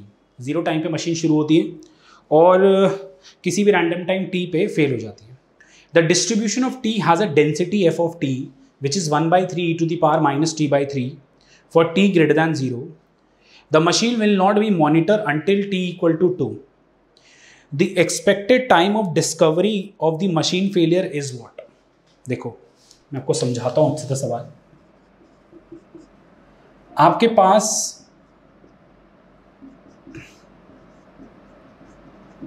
Failure का डिस्ट्रीब्यूशन दे रखा है. T1 डालोगे तो 1 पे फेल हुई, 2 डालोगे तो 2 पे फेल हुई, 4 डालोगे तो 4 पे फेल हुई, and so on. Where t is positive. फिलहाल तो एग्जैक्ट वैल्यू नहीं डाल सकते, आपको पता ही है, कंटिन्यूस है. कह रहे हैं 0 टाइम पे मशीन को ऑपरेट करना शुरू करते हैं और किसी भी रैंडम टाइम पे वो फेल हो जाती है, तो expected time of the discovery of failure निकालना. यही बोला, expected time of the discovery of machine failure. अब एक कंडीशन इन्होंने यहाँ पे पुट कर दी. सिर्फ नॉर्मल एक्सपेक्टेशन ऑफ फेलियर मांगा होता तो डायरेक्ट एक्सपेक्टेशन ऑफ टी निकाल के काम खत्म करते हैं, t into F of T. But यहाँ पर एक चीज़ इन्होंने ये बोल दी कि मशीन को t इक्वल टू 2 तक तो हम मॉनिटर ही नहीं करेंगे. तो मतलब अगर t इक्वल टू 2 से पहले मशीन कभी फेल हो गई होगी, जैसे मैंने एक मशीन चलाई, ठीक है, मशीन चलाने के बाद उसमें फेलियर हुआ या नहीं हुआ, चलती रही, जो भी फेलियर हो गया, मैं उसे 2 घंटे से पहले तो टच ही नहीं करूँगा. तो 2 घंटे से पहले कभी भी उसमें फेलियर हुआ होगा तो उसे मैं मानूंगा कि अगर मैंने दूसरे घंटे में उसको टच किया तभी तो मैं फेलियर पता लगा पाऊंगा. तो मैं मानूंगा कि वो फेलियर 2 पे ही हुआ. तो मतलब 0 से 2 के बीच में अगर कोई फेलियर टाइम होता है तो उसे 2 ही माना जाएगा. और 2 के बाद तो मॉनिटर होनी है हर पॉइंट पे, तो जब भी फेल होगी वो टाइम माना जाएगा. तो इसका मतलब जो लेट अस सपोज एक से एक टर्म ले लेते हैं, यही बोला इसने फेलियर, ठीक है, एक से ले लेते हैं बेसिकली कि कब कब फेल हो सकता है. तो ऐसे लिख सकते हैं जो फेलियर टाइम होगा वो मैक्सिमम ऑफ 2, t होगा. बोलो, अगर t 0.1 है तो यानी 2 से पहले फेल हो चुकी है, बट हम तो मॉनिटर नहीं करेंगे 2 से पहले उसको, तो उसका फेलियर 2 माना जाएगा. और अगर 2 के बाद फेल हुई है तो जब भी फेल हुई है वही टाइम कंसिडर किया जाएगा. ठीक है, तो आप चाहो तो इसको x ले सकते हो. तो x has the possibility either 2 और t. This would be occur when t lying in between 0 से 2 and this would be when t is greater than equal to 2। ठीक है, तो एक्सपेक्टेशन ऑफ x क्या निकलेगा, इंटीग्रेशन 0 से 2 into F of t d T plus integration 2 से infinity t into F of t d T. ठीक है, clear. अब तो इंटीग्रेशन ही करना है यार, वो तो आराम से हो जाएगा। 2 0 से 2 1/3 e minus t by 3 d T plus 2 से infinity t 1/3 e minus t by 3 d T. ठीक है, 2/3 बाहर ले लो, इसका इंटीग्रेशन हो जाएगा -3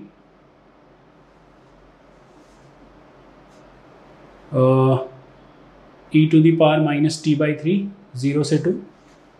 ठीक है, यहाँ पे 1/3 बाहर ले लो, इसमें बाय पार्ट लग जाएगा t e to the power minus t by 3 d t minus t का डिफ्रेंशिएशन 1 एंड इसका -3 e की power minus t by 3 d t 2 से इन्फिनिटी। ठीक है, -2 बाहर ले लो, क्यों -2 बाहर लिया, 3 से 3 कट गया तो -2 बाहर ले लिया, सो e की पावर -2/3 और e की पावर 0 इज 1। ठीक है, सिमिलरली इधर आ जाओ, 1/3 -3t e की पावर -t/3, इसकी लिमिट अलग, और ये प्लस, देखो इसको दोबारा करेंगे तो एक और -3 आएगा तो वो -9 हो जाएगा, क्योंकि माइनस माइनस प्लस हो चुका था, फिर -3 आएगा -9 हो जाएगा, 2 से इन्फिनिटी। यहाँ बचेगा -2 e की पावर -2/3 प्लस 2, इन्फिनिटी डालोगे e की पावर -∞ 0, 2 डालोगे e की पावर -2/3 प्लस का हो जाएगा, 3 से 3 कट जाएगा, 2 यहाँ पर भी आएगा। ठीक है, 9 से कटेगा -3 बचेगा, 2 से इन्फिनिटी, ये ऊपर वाला चल रहा है, इन्फिनिटी e की पावर -∞ 0 एंड e की power -2/3।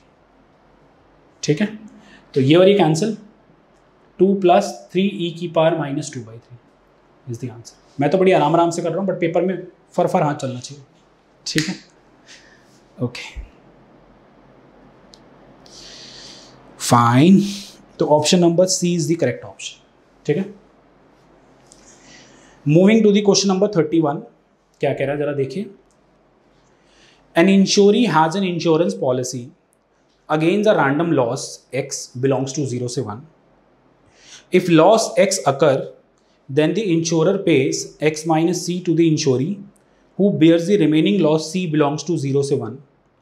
The loss x is continuous random variable with the density function is this. If the probability of insurance payment being less than half is equal to 0.64, then what is the value of c? बड़ा simple सा logic है, आपने कोई गाड़ी scooter कुछ भी खरीदी, अगर वो ठोक दिया आपने, मतलब एक्सीडेंट हो गया, कुछ भी हो गया, तो जितने का लॉस होता है इंश्योरेंस कंपनी कभी भी एक्चुअल अमाउंट का लॉस पे नहीं करती।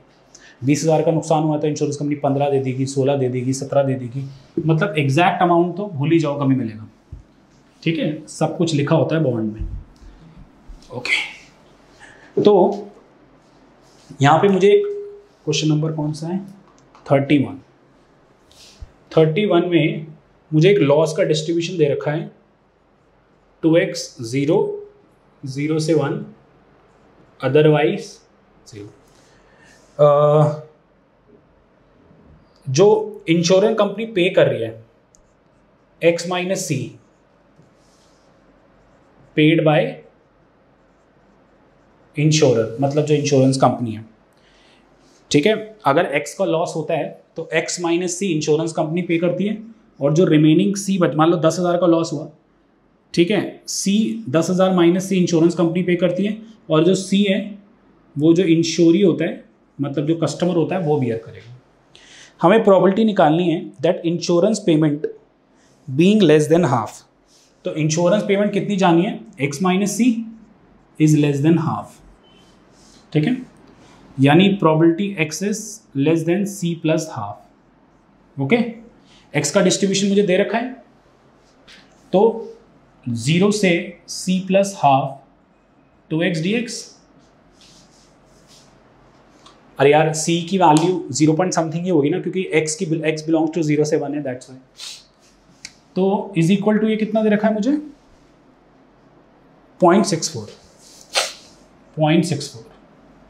तो अगर मैं इसको सॉल्व करूं तो x स्क्वायर आएगा 0 से c प्लस हाफ 0.64, ठीक है।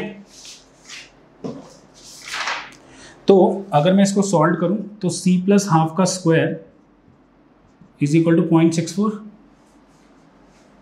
Okay, so I can use the option. Option number A क्या है? Option number A, option number A है 0.1। सो 0.1 प्लस 0.5, 0.6 का स्क्वायर 0.64 नहीं हो सकता। दूसरा ऑप्शन है 0.3 प्लस 0.5, 0.8 का स्क्वायर 0.64। सो बी ऑप्शन हो गया, C is 0.3। It is a very very simple question, ठीक है, लिख लो।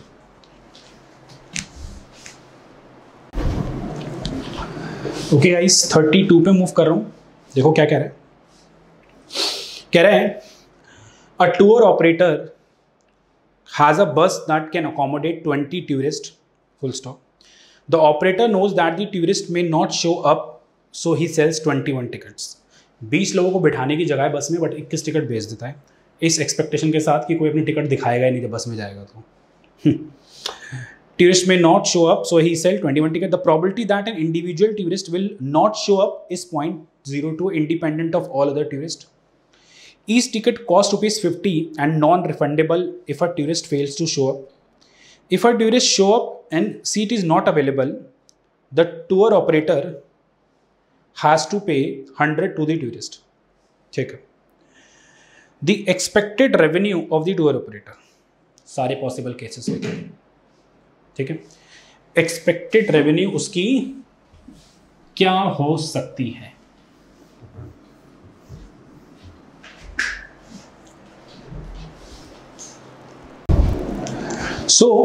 इस सवाल में बेसिकली आप कंसेप्ट समझ चुके होंगे अच्छे से। सबसे पहले हम सारे पॉसिबल केसेस अगर ले, सवाल नंबर 32 है, 50 रुपये एक टिकट के लेता है, 21 लोगों को टिकट भेज दिए, तो टोटल रेवेन्यू कितनी ली उसने? 50 इंटू 21, 1050 तो इसके पास आ ही चुके हैं। अब द वर्स्ट केस भी अगर वो ले तब भी वो देखना चाहता है उसकी एक्सपेक्टेड रेवेन्यू की क्या होगी। वर्स्ट केस का मतलब अगर सारे आके अपनी टिकट शो कर दें, अगर सारे आके अपनी टिकट शो कर दें, ठीक है, उसे 100 रुपये रिफंड करने पड़ेंगे, ठीक है। 100 रुपये किस केस में रिफंड करने पड़ेंगे? पढ़ सकते हो आप लोग, बुक में लिखा हुआ है कि if tourist show up and seat is not available, अगर सीट अवेलेबल नहीं हुई तो, ठीक है, तो टूर ऑपरेटर हैज टू पे 100 टू दैट टूरिस्ट। हम अज्यूम करते हैं, लेट अस सपोज कि अगर सबने अपनी टिकट शो कर दी, ठीक है, probability that all show up the tickets independent है। 0.02 टिकट शो नहीं करेंगे तो 1 माइनस 0.02 टिकट शो करेंगे एक बंदा, 21 बंदे मतलब मल्टीप्लाई करेंगे पावर 28। अब इसकी वैल्यू 21 निकालना थोड़ा सा मुश्किल हो जाता है, ठीक है। कैसे मुश्किल हो जाता है? क्योंकि कैलकुलेटर अगर नहीं है तो कैसे करोगे? तो यहाँ तुम्हारा दिमाग चलना चाहिए किस चीज़ पे? 1 माइनस 0.02 की पावर 21 इज अप्रोचेस टू, या अगर आपको छोटा सा एक फॉर्मूला याद हो, 1 माइनस एक्स की power n where x is close to 0 is nothing but 1 minus m x plus m minus 1 by 2 factorial into x square, quadratic form, basically approximation in quadratic form. तो 1 minus 0.02 की power 21, 1 minus basically x 0.02 है, तो 21 into 0.02, 21 into 21 minus 1 upon 2, 0.02 का square, 1 minus 0.42 plus 21 into 210, 4 by 10,000, इससे एक कटा ठीक है।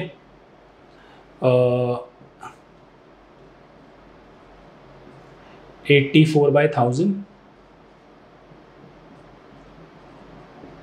0.084, ये कितना आ रहा है 0.58 प्लस 0.084 अप्रोचेस टू 0.65, ठीक है। तो इसका आंसर आ गया 0.65, ठीक है। तो एक्सपेक्टेड रेवेन्यू निकालने के लिए I am taking the case जहाँ पे सबसे रेवेन्यू रिसीव कर ली, और अगर सारे के सारे टिकट शो कर देते हैं और अगर सीट अवेलेबल नहीं हो पाती, ठीक है, तो भी मेरी रेवेन्यू कितनी एक्सपेक्टेडली हो सकती है। बड़ा सिंपल है यार। This is my total revenue minus 100 rupees paying to each, ऐसा तो नहीं है 100 × 21 करेंगे, ठीक है। Expectation what is the probability that all will show up and seat is not available, if I will say that. So 0.65 will be the probability that all will show up, ठीक है। and what is the expected amount we should pay? 0 × 0.65। तो इतना मैंने receive किया, इतना मैंने expectedly पे कर सकता हूँ, ठीक है। पहले बंदे को ना सीट दे रहा हूँ, दूसरे को ना दे रहा हूँ, तीसरे सब लड़ाई कर रहे हो, मेरे को सीट चाहिए, मेरे को सीट चाहिए। तो सारे मेरे पास मांगने अगर आ जाए तो बोलूँगा 20 सीट तो अवेलेबल है, बैठो जाके, ठीक है। तो this is the basic probability that all can demand the refund. तो 100 × 0.65 that is 1050 घटा में 65, 10 में से 5 गए 5, 14 में से 6 गए 8, 985 इसके आंसर। ऐसा सवाल ना ISI में भी है, बट वहाँ पे सिर्फ probability डिमांड की है, दैट्स ऑल। अगर ISI 2004 के पेपर में शायद से है कि रेस्टोरेंट में 52 सीट है और 50 मतलब 52 लोगों को टिकट भेज दी, बट 50 सीट्स ही अकोमोडेट है, इस तरीके से प्रॉबिलिटी निकालने के सारे अकोमोडेट हो जाए। तो वहाँ पे मैंने वो सॉल्व किया हुआ है, थोड़ा सा उससे लिंक करता है बट पूरी तरीके से नहीं है, एक्सपेक्टेशन मांगनी। तो ऐसे सवालों में याद रखना, एक्सट्रीम केसेस ले लेना कि पहले टोटल कितना रिसीव किया, ये तो मेरे पास आ ही चुका है ना, माइनस अगर डिमांड करने सारे आ गए पैसे, ठीक है। तो what is the probability that all can demand 0.65 × 100, 985। This is expected revenue, not actual revenue, ठीक है। ओके आगे बढ़ते हैं। अगला सवाल भी बढ़िया सवाल है, देखिएगा 33। कह रहे हैं an insurance policy holder can submit up to 5 claim, the probability that policy holder submit exactly n claim is Pn for n 0 1 2 3 4 5। It is known that the difference between Pn and Pn+1 is constant for n 0 1 2 3 4 and 40% of the policyholder submit 0 or 1 claim.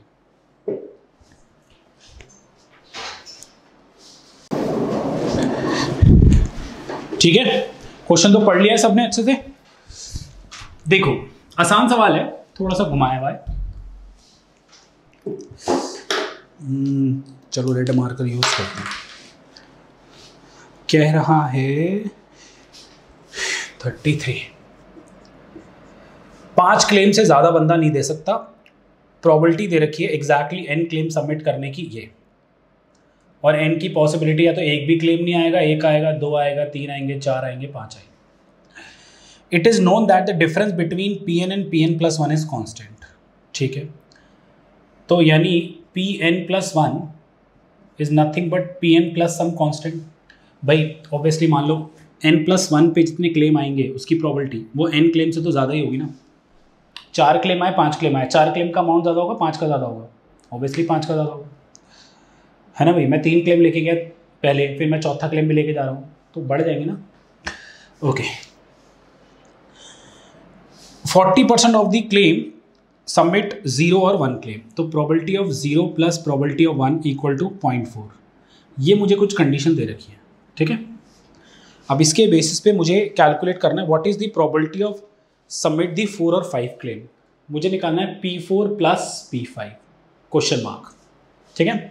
आराम से देखो बच्चों, अगर मैं इसको आगे लेके चलूं तो आराम से जो Pn+1 Pn+C दे रखा है, इसको इसमें वो लगाता हूँ। लेट अस सपोज n को 0 डालता हूँ, इसको इक्वेशन 1 दे दूँ। इन इक्वेशन 1 n 0 डाला, P1 equal to P0 plus सी है, N1 डाला, P2 equal to P1 plus c, and P1 क्या है, P0 प्लस सी, तो P2 आ गया P0 प्लस 2C। N को 3 डाला तो सॉरी 2 डाला तो P3 equal to P2 plus c, P2 is P0 plus 2C, this is P0 plus 3C, hence Pn plus 1 is equal to P0 plus NC।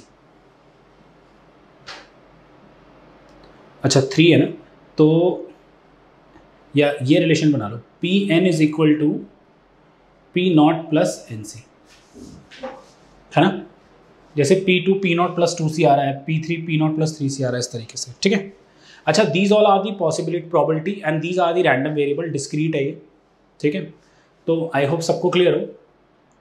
Summation n 0 से लेके 5 तक की probability का टोटल तो हमारे पास 1 होगा, ठीक है।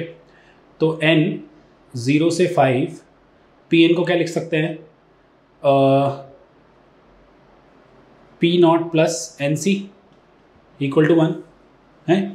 सो अगर हम इसको सॉल्व करने लगे, n की पॉसिबल वैल्यू डालें, P0 प्लस n को 0 डाला तो P0 ही बचेगा, फिर P0 plus C, P0 plus 2C, ऐसे dot dot dot P0 plus 5C equal to 1।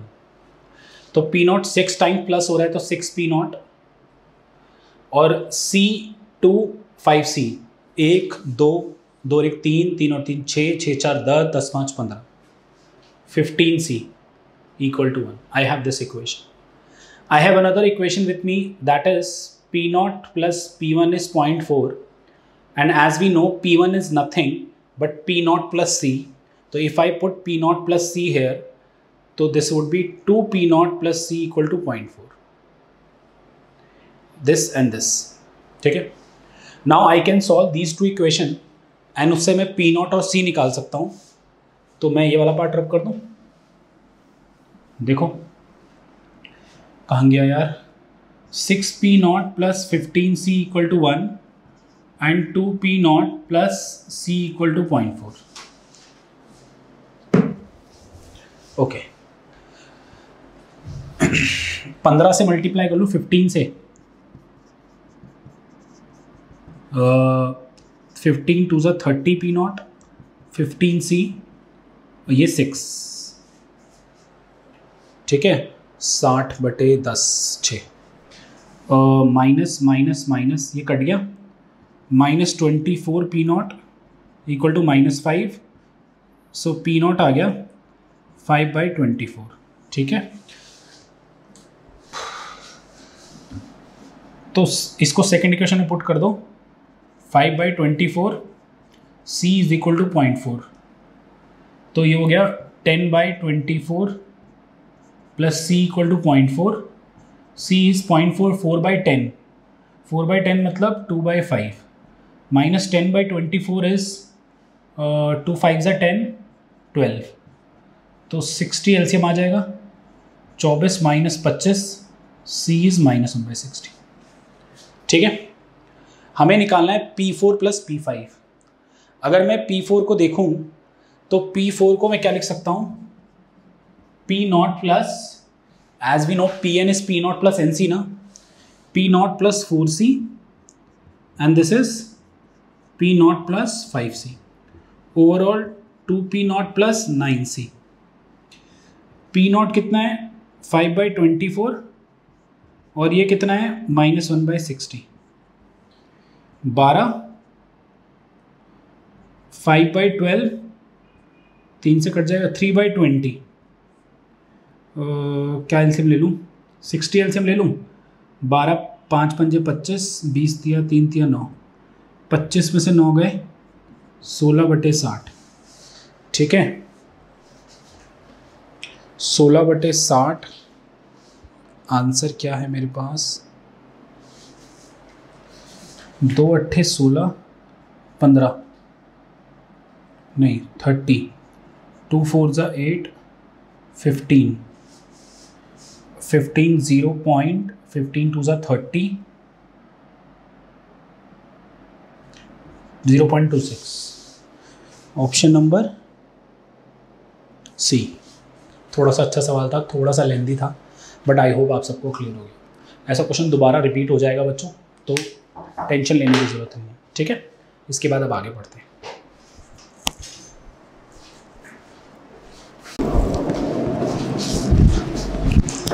Okay guys, आगे बढ़े, इसको रब करूं। अगला सवाल भी बहुत बारी रिपीट हो चुका है पेपर में।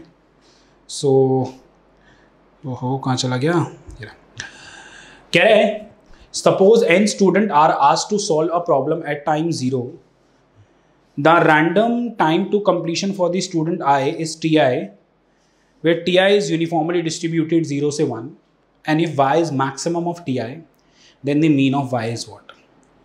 This question comes so many time, बहुत बारी आता है, ठीक है। सवाल नंबर है 34। कह रहा है टी आई जो है वो यूनिफॉर्म फॉलो कर रहा है 0 से 1, ठीक है। टी आई 0 से 1 यूनिफॉर्म फॉलो कर रहे हैं, और y है मैक्सिमम ऑफ टी आई, इनमें जो सबसे मैक्सिमम होगा, ठीक है।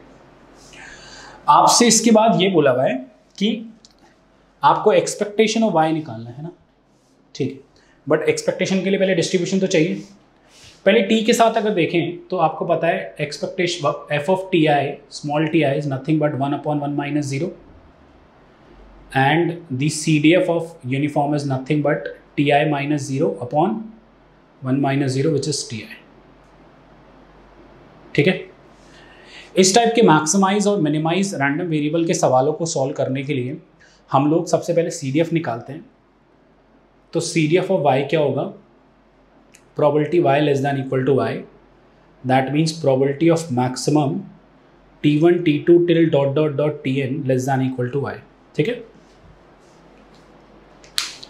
आगे अगर बढ़े तो इनमें जो सबसे बड़ा नंबर है वो y से छोटा है।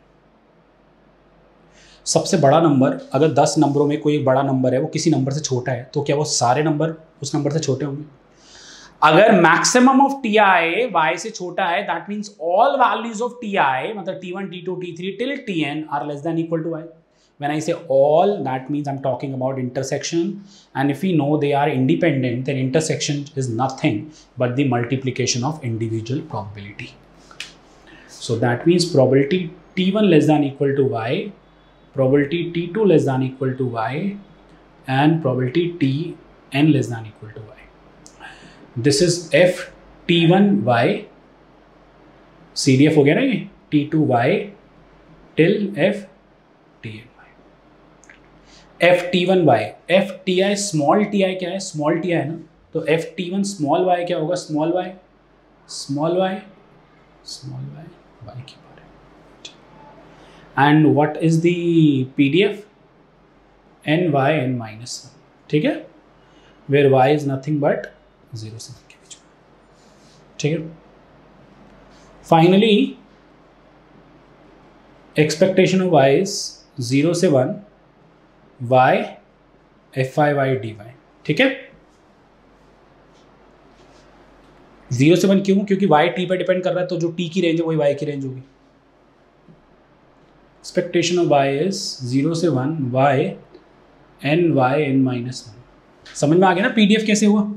PDF is the derivative of CDF. n integration 0 से 1 y n dy, and this is y n plus 1 upon n plus 1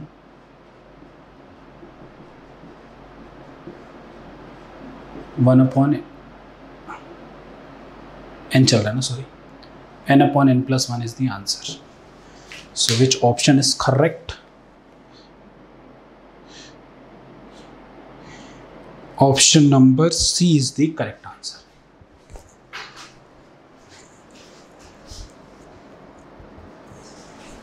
ठीक है, आगे बढ़े. क्वेश्चन नंबर 35 देखिएगा क्या कह रहे हैं. A hospital determined that n, the number of patient in a week, एक हफ्ते में कितने patient, is a random variable probability n equal to n 2 की power -n-1 where ns should be greater than equal to 0. The hospital also determined that the number of patient in a given week is independent of the number of patient in any other week. ठीक है. The probability that there are exactly 7 patient during the 2 week period is okay. देखना ध्यान से, अच्छा सवाल है, छोटा सवाल है, समझने वाला सवाल भी है काफी.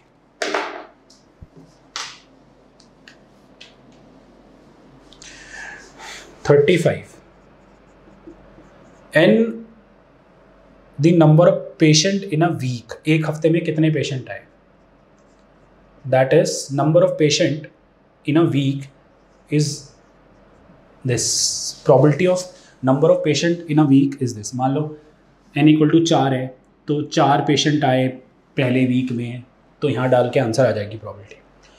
The hospital, the given condition is n should be greater than equal to 0. The hospital also determined that the number of patient in a given week is independent of the number of patient in any other week. पहले हफ्ते के patient का दूसरे हफ्ते के patient से कोई लेना देना नहीं है, they are independent. Probability निकालनी, there are exactly 7 patient during the 2 week period. 2 हफ्ते में मिला के 7 बंदे आए, ठीक है.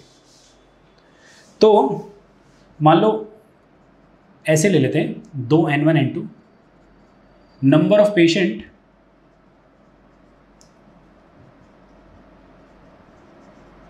इन first week, number of patient in second week, ठीक है. प्रोबेबिलिटी निकालनी है कि दोनों वीक मिला के टोटल 7 पेशेंट आए, बोलो, ठीक है. अब दोनों वीक मिला के अगर 7 पेशेंट आए, तो एज वी नो कि जो आपके पास n है वो नंबर ऑफ पेशेंट है, ठीक है. तो या तो मिनिमम वैल्यू एक की 0 हो सकती है, तो दूसरे की मैक्सिमम 7 होगी, और अगर इसकी मिनिमम 0 होगी तो मैक्सिमम 7 होगी. तो पॉसिबल केसेस बहुत सारे हो सकते हैं. इसको 0 डालो, उसको 1 डालो, उसको 0 डालो, उसको 2 डालो, इसको 0 डालो, इसको 3 डालो, एंड सॉरी इसको 0 डालो, इसको 7 डालो, आई एम सॉरी, इसको 1 डालो, तो इसको 6 डालो, एंड वाइस वर्सा भी लेना पड़ेगा. टोटल 7 बनना चाहिए.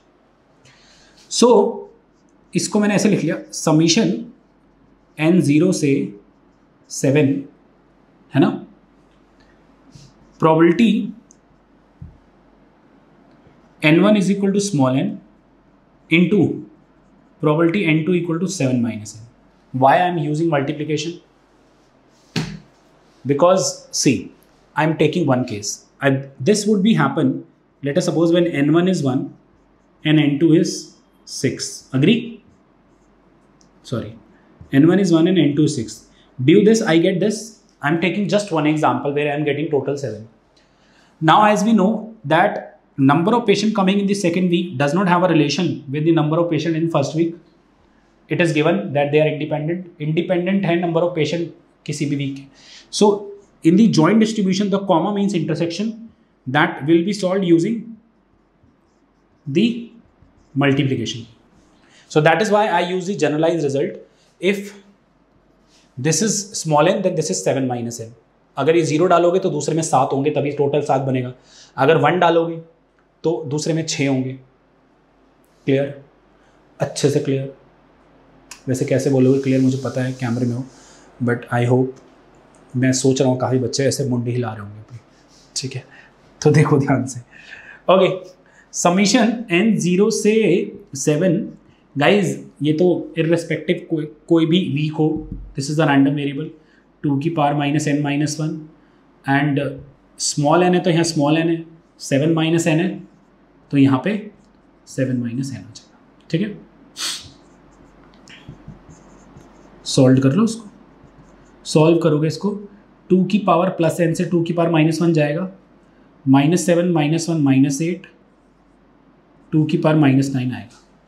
0 से n तक, 0 से 7 तक अगर 2 की पावर -9 को ऐड करोगे, सो 8 टाइम्स 2 की पावर -9 बचेगा.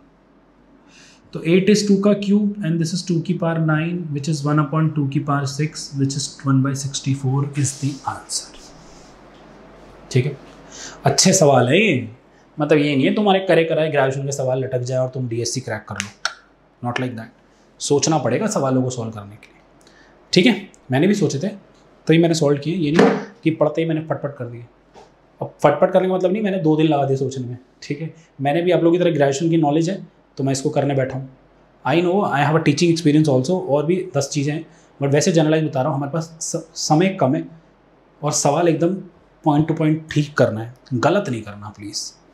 ठीक है, ये 10 ईयर में सॉल्व इसलिए आप लोगों के लिए इसलिए कर रहा हूँ तुम, ताकि तुम्हें ना लेवल पता लगे और तुम्हारी पढ़ाई अच्छे से शुरू हो। ठीक है, मेरा जो कोर पेपर है स्पेशली मैथ स्टैट्स वगैरह जितना भी, उसमें ना तुम्हारा अगर मान लो 25 क्वेश्चन है ना तो तुम्हारा 80% ठीक हो जाएगा ना। सच्ची में तुम्हें ना पास होने से कोई नहीं रोक सकता। कुछ तो इकोनॉमिक्स करोगे। ठीक है, okay. Moving to the question number 35।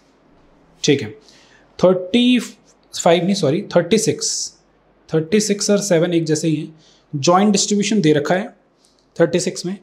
It is known that expectation of the two random variables are expectation of x is -0.2 and expectation of y is 3.2. Then which of the following statement is hold? Okay, question 36 and 37 एक जैसे ही हैं, ध्यान दो। Joint distribution दे रखा है। It is known that the expectation of two random variables are 0.2, -0.2 and 0.3.2. Value of alpha beta निकालनी है। अगर इंडिविजुअल एक्सपेक्टेशन दे रखे हैं 36 एंड 37 एक साथ हो जाए, इंडिविजुअल एक्सपेक्टेशंस आपको दे रखे हैं तो सबसे पहले मार्जिनल डिस्ट्रीब्यूशन निकाल लो। मार्जिनल ऑफ एक्स -1 1, प्रोबेबिलिटी कितनी है 0.4 plus alpha and 0.3 plus beta, and Y है 1 2 3 sorry 4 5 6 and probability of y is 0.1 alpha 0.3 plus beta 0.1 0.1 0.1। ठीक है, इसका टोटल आ रहा है 0.7 प्लस अल्फा प्लस बीटा, इसका भी सेम आ रहा है। इन दोनों से 0.7 plus alpha plus beta equal to 1 होगा। यहाँ से इक्वेशन आ गई 0.3। ठीक है, इसके बाद आप लोगों को क्या करना है, आप लोगों को एक्सपेक्टेशन ऑफ एक्स दे रखा है और वाई दे रखा है। मेरे ख्याल से तो एक्स यूज़ कर लो, बहुत है। ओके,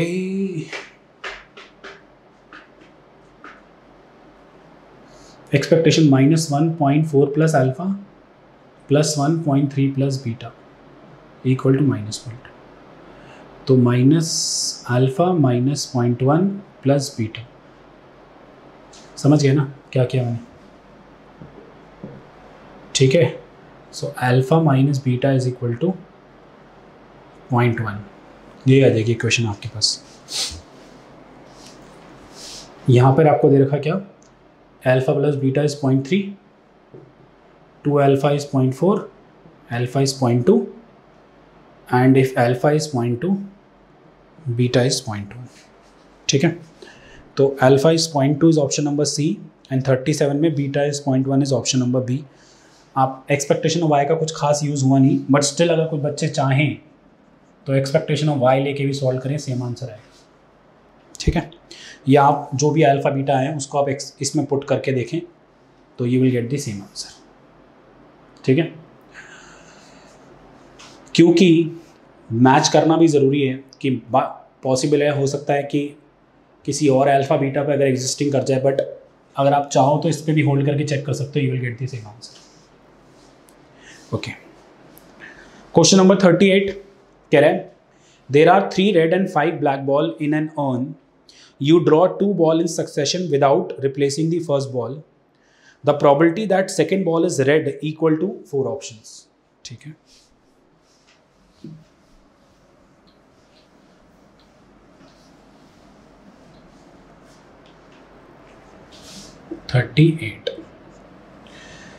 3 रेड है, 5, 2 बॉल निकालनी है without replacement. The first ball, the probability that second ball is red.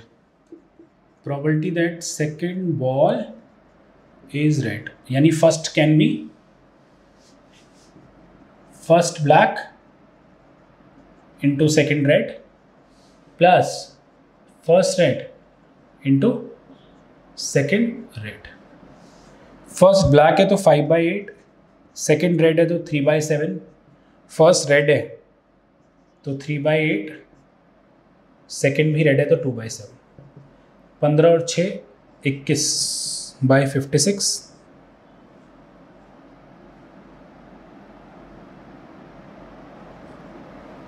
तो 21 7 8 56. 3/8 इज द आंसर. ठीक है, आगे बढ़े. कम ही सवाल रह गए, अब खत्म होने वाला है. 39. Suppose x and y are independent random variables with standard normal distribution. The probabilities of x is greater than 1 is p. The probability of event x square greater than 1 and a y cube less than 1 is the following option. x और y दोनों independent हैं, standard normal distribution follow कर रहे हैं और greater than 1 की probability p दे रखी है मुझे. ठीक है, यानी 39 में x follows normal 0 1, y follows normal 0 1. ठीक है, ओके, स्टैंडर्ड नॉर्मल फॉलो कर रहे हैं. सो and probability x greater than 1 is p. That also means probability x less than -1 है ना. क्यों? क्योंकि सिमेट्रिक है. ठीक है, okay. So we have to find out probability x square greater than 1 into independent है इसलिए. This has the case probability x less than -1 or probability x greater than 1. And this means only probability y less than 1. Y cube -1, यार y cube less than 1, that means y cube -1, that means y -1 y square plus y plus 1. This would be possible when y -1 is less than 0. Basic inequality. अच्छा, this is p or means this is plus, y less than 1 is also p. ठीक है, तो finally we have, अच्छा this is less then ना, तो this is 1 minus p, तो 2p into 1 minus p is the answer. ठीक है, any doubt anyone? Okay, आगे बढ़ते हैं. 2 क्वेश्चन रह गए बस, ओनली 2 क्वेश्चन रह गए. कह रहे हैं 40th में, suppose 1/10 of the population has a disease. ये 12वीं सवाल, 12वीं क्लास का क्वेश्चन है. If the person has a disease, then test detect it with positive probability 8/10. If does not have a disease, the rest incorrectly show the presence of disease with probability 2/10. What is the probability person tested has a disease if indicated person of the diseases? If indicate the person of the disease. तो 2 case ले लो.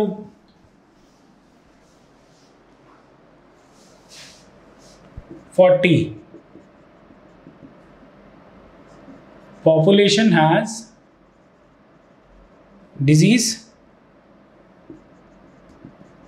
population do not have disease. Disease वाले 1/10, ना वाले 9/10. एक event ले लो. Test result is positive. Probability that test result is positive given that it has disease. That means 8/10 and A given E2 2/10. हमें निकालना है डिजीज है given that test result is positive. यार ये तो मतलब मुझे पता है बहुत इंसल्टिंग लग रहा होगा तुम लोगों को कि सर क्यों करा रहे हैं. कुछ कह रहे होंगे अरे भाई करान दो जो करा रहे हैं, बस हमारा काम बन रहा है. ठीक है, 8/26. ठीक है, 4/30. क्लियर? ओके, आगे बढ़े। लास्ट क्वेश्चन 41, उसके बाद गणित में कुछ नहीं रह जाएगा। कह रहा है 2 patient share a hospital room for 2 days। अच्छा सवाल है। Suppose that on any given day a person independently picks an airborne infection with probability 1/4। An individual who is infected on the first day will certainly pass it to the second person on the second day. Once contracted, the infection stay for at least 2 days. What is the probability that fewer than 2 patients have the infection by the end of second day? Infection, airborne infection होने की probability 1/4 है। जब किसी एक patient को होगा तो दूसरे दिन दूसरे पेशेंट को भी हो जाएगा। ठीक है, अच्छा, 2 लोग 2 दिन तक हॉस्पिटल रूम शेयर कर रहे हैं ना। अगर एक बंदे को हुआ तो दूसरे को दूसरे दिन हो जाएगा, और जिसको भी इन्फेक्शन होगा उसको इन्फेक्शन 2 दिन तक रहेगा ही रहेगा। हमें बताना है दूसरे दिन के एंड तक, ठीक है, 2 से कम लोगों को इन्फेक्शन हो, 2 से कम लोगों को इन्फेक्शन हो। देखो, किसी को इन्फेक्शन होना या इन्फेक्शन होने की प्रोबेबिलिटीज इंडिपेंडेंट ऑफ अनदर। मैं ना proper notation, I am not writing the notation because the working is not required here. ठीक है, सो 2 से कम पेशेंट को एयरबोर्न इन्फेक्शन होगा तो at the end of second day तक, तो फर्स्ट डे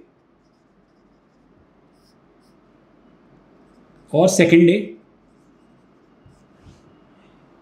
2 से कम लोगों को इन्फेक्शन हो दूसरे दिन के एंड तक, या तो दोनों में से किसी को इन्फेक्शन ना हो दूसरे दिन के एंड तक, या किसी एक को इन्फेक्शन रहे। तो अगर दूसरे दिन के एंड तक किसी एक को इन्फेक्शन रहे या किसी भी एक को इन्फेक्शन ना रहे, यही मुझे निकालना है। सबसे पहले निकालते हैं दूसरे दिन के एंड तक किसी को भी इन्फेक्शन ना रहे, तो उसके लिए क्या होना पड़ेगा, ना पहले दिन दोनों को इन्फेक्शन होना चाहिए और ना ही दूसरे दिन। बोलो, पहले दिन इन्फेक्शन हो गया तो दूसरे दिन तो रहेगा ना, इसलिए तो पहले दिन ना ही पहले वाले बंदे को और ना ही दूसरे वाले को, this is the probability of not having the infection, into दूसरे दिन भी ना पहले वाले को और ना ही दूसरे वाले को, प्लस पहले दिन आप लोगों के पास इन्फेक्शन किसी भी एक को हो गया तो दूसरे दिन तो दोनों को होना ही होना है। तो अगर दूसरे दिन तक मैं चाहता हूं कि किसी को भी इन्फेक्शन ना रहे या किसी एक को इन्फेक्शन रहे, तो दूसरे दिन ही इन्फेक्शन होना पड़ेगा, पहले दिन इन्फेक्शन नहीं हो सकता। सही है यार, पहले दिन इन्फेक्शन हो गया तो दूसरे दिन तो आ जाएगा ना इन्फेक्शन। और क्वेश्चन में निकालना 2 से कम पेशेंट को इन्फेक्शन रहे, तो देखो, तो पहले दिन तो दोनों के इन्फेक्शन नहीं है। अब मान लो पहले दिन पहले वाले बंदे को इन्फेक्शन हो गया, दूसरे दिन पहले वाले को हो गया, बट उस दिन दूसरे वाले को तो नहीं हो सकता ना। पास तो उसे दूसरे दिन करेगा, यानी थर्ड डे में। जब second day I am getting infected, then I will transfer that infection to some other person on third day, यानी on the second day the second person will be fine. ठीक है, fine, clear. वैसे भी मैं corona के time पे recording कर रहा हूँ, कोरोना वायरस जो चल रहा है आप लोगों के पास, ठीक है, कोविड-19, तो समझ पा रहे हो आप लोग उसको। दूर रहो एक दूसरे से, बस दूरी बनाए रखो, बिल्कुल स्टे अवे, लात मारो एक दूसरे को। देखो उसको पहले दिन नहीं है जी, ठीक है, ओके। दूसरे दिन पहले वाले बंदे को नहीं हुआ बट दूसरे वाले को हो गया, वैसा वर्षा भी तो भरेंगे, ठीक है ना। तो कोविड के टाइम पे रिकॉर्ड किया आपको, होता है कोविड में social distancing is most important, तो कुछ उससे रिलेट कर रहा है, ठीक है। कोविड भी ऐसे ही फैलता है, इन्फेक्शन पहले दिन नहीं पता लगता, दूसरे दिन पता लगता है, तीसरे दिन पता लगता है, इस तरीके से, ठीक है। तो कोविड के लिए प्रोबेबिलिटी निकाली जाए तो देख लो 2 से कम लोग इन्फेक्टेड हो, पता है बिल्कुल वैसा ही चल रहा है कोविड की तरह ही है। ये प्रोबेबिलिटी जनरलाइज वे में मतलब रिसर्चर यूज कर सकते हैं, what is the probability of having the Covid if the first person have a Covid in first day, what is the probability that second person will B affecting through Covid on second day, है ना। तो ये probability हो सकती है। मतलब the analysis part definitely हम ही लोग करते हैं, स्टैट्स और इको वाले बच्चे, ठीक है। डॉक्टर्स प्रोबेबिलिटीज़ वगैरह इतनी डिटेल में नहीं निकालते जितने हम लोग रिसर्चर निकालते हैं। जो ये आंकड़े स्टैट्स जो आती है न्यूज़ के थ्रू, ठीक है, that is to be calculated by the person who have a statistical knowledge, ठीक है। तो अब इसे सॉल्व तो कर सकते हो यार। 4 चौक 16 चौक 64 चौक 256, 3 3 9 27, हिंदी में बोल रहा हूँ 81 और 54, 135/256। यही है क्या आंसर? चेक करूं।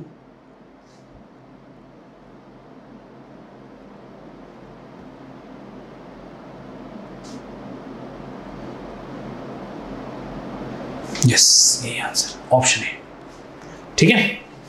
तो आई होप 2017 वाला पेपर आपको क्लियर हो गया हो गाइज। ये पेपर भी आपको यूट्यूब पे मिला ही होगा और यूट्यूब पे आप देख ही रहोगे इस पेपर को। 2019 DSC, 2019 ISI, 2017 DSC। These 3 papers are not enough. आपको सारे पेपर बहुत डिटेल में करने पड़ेंगे। ऐसे ही सारे पेपर मैंने रिकॉर्ड कर रहे हैं, मतलब हो चुके हैं।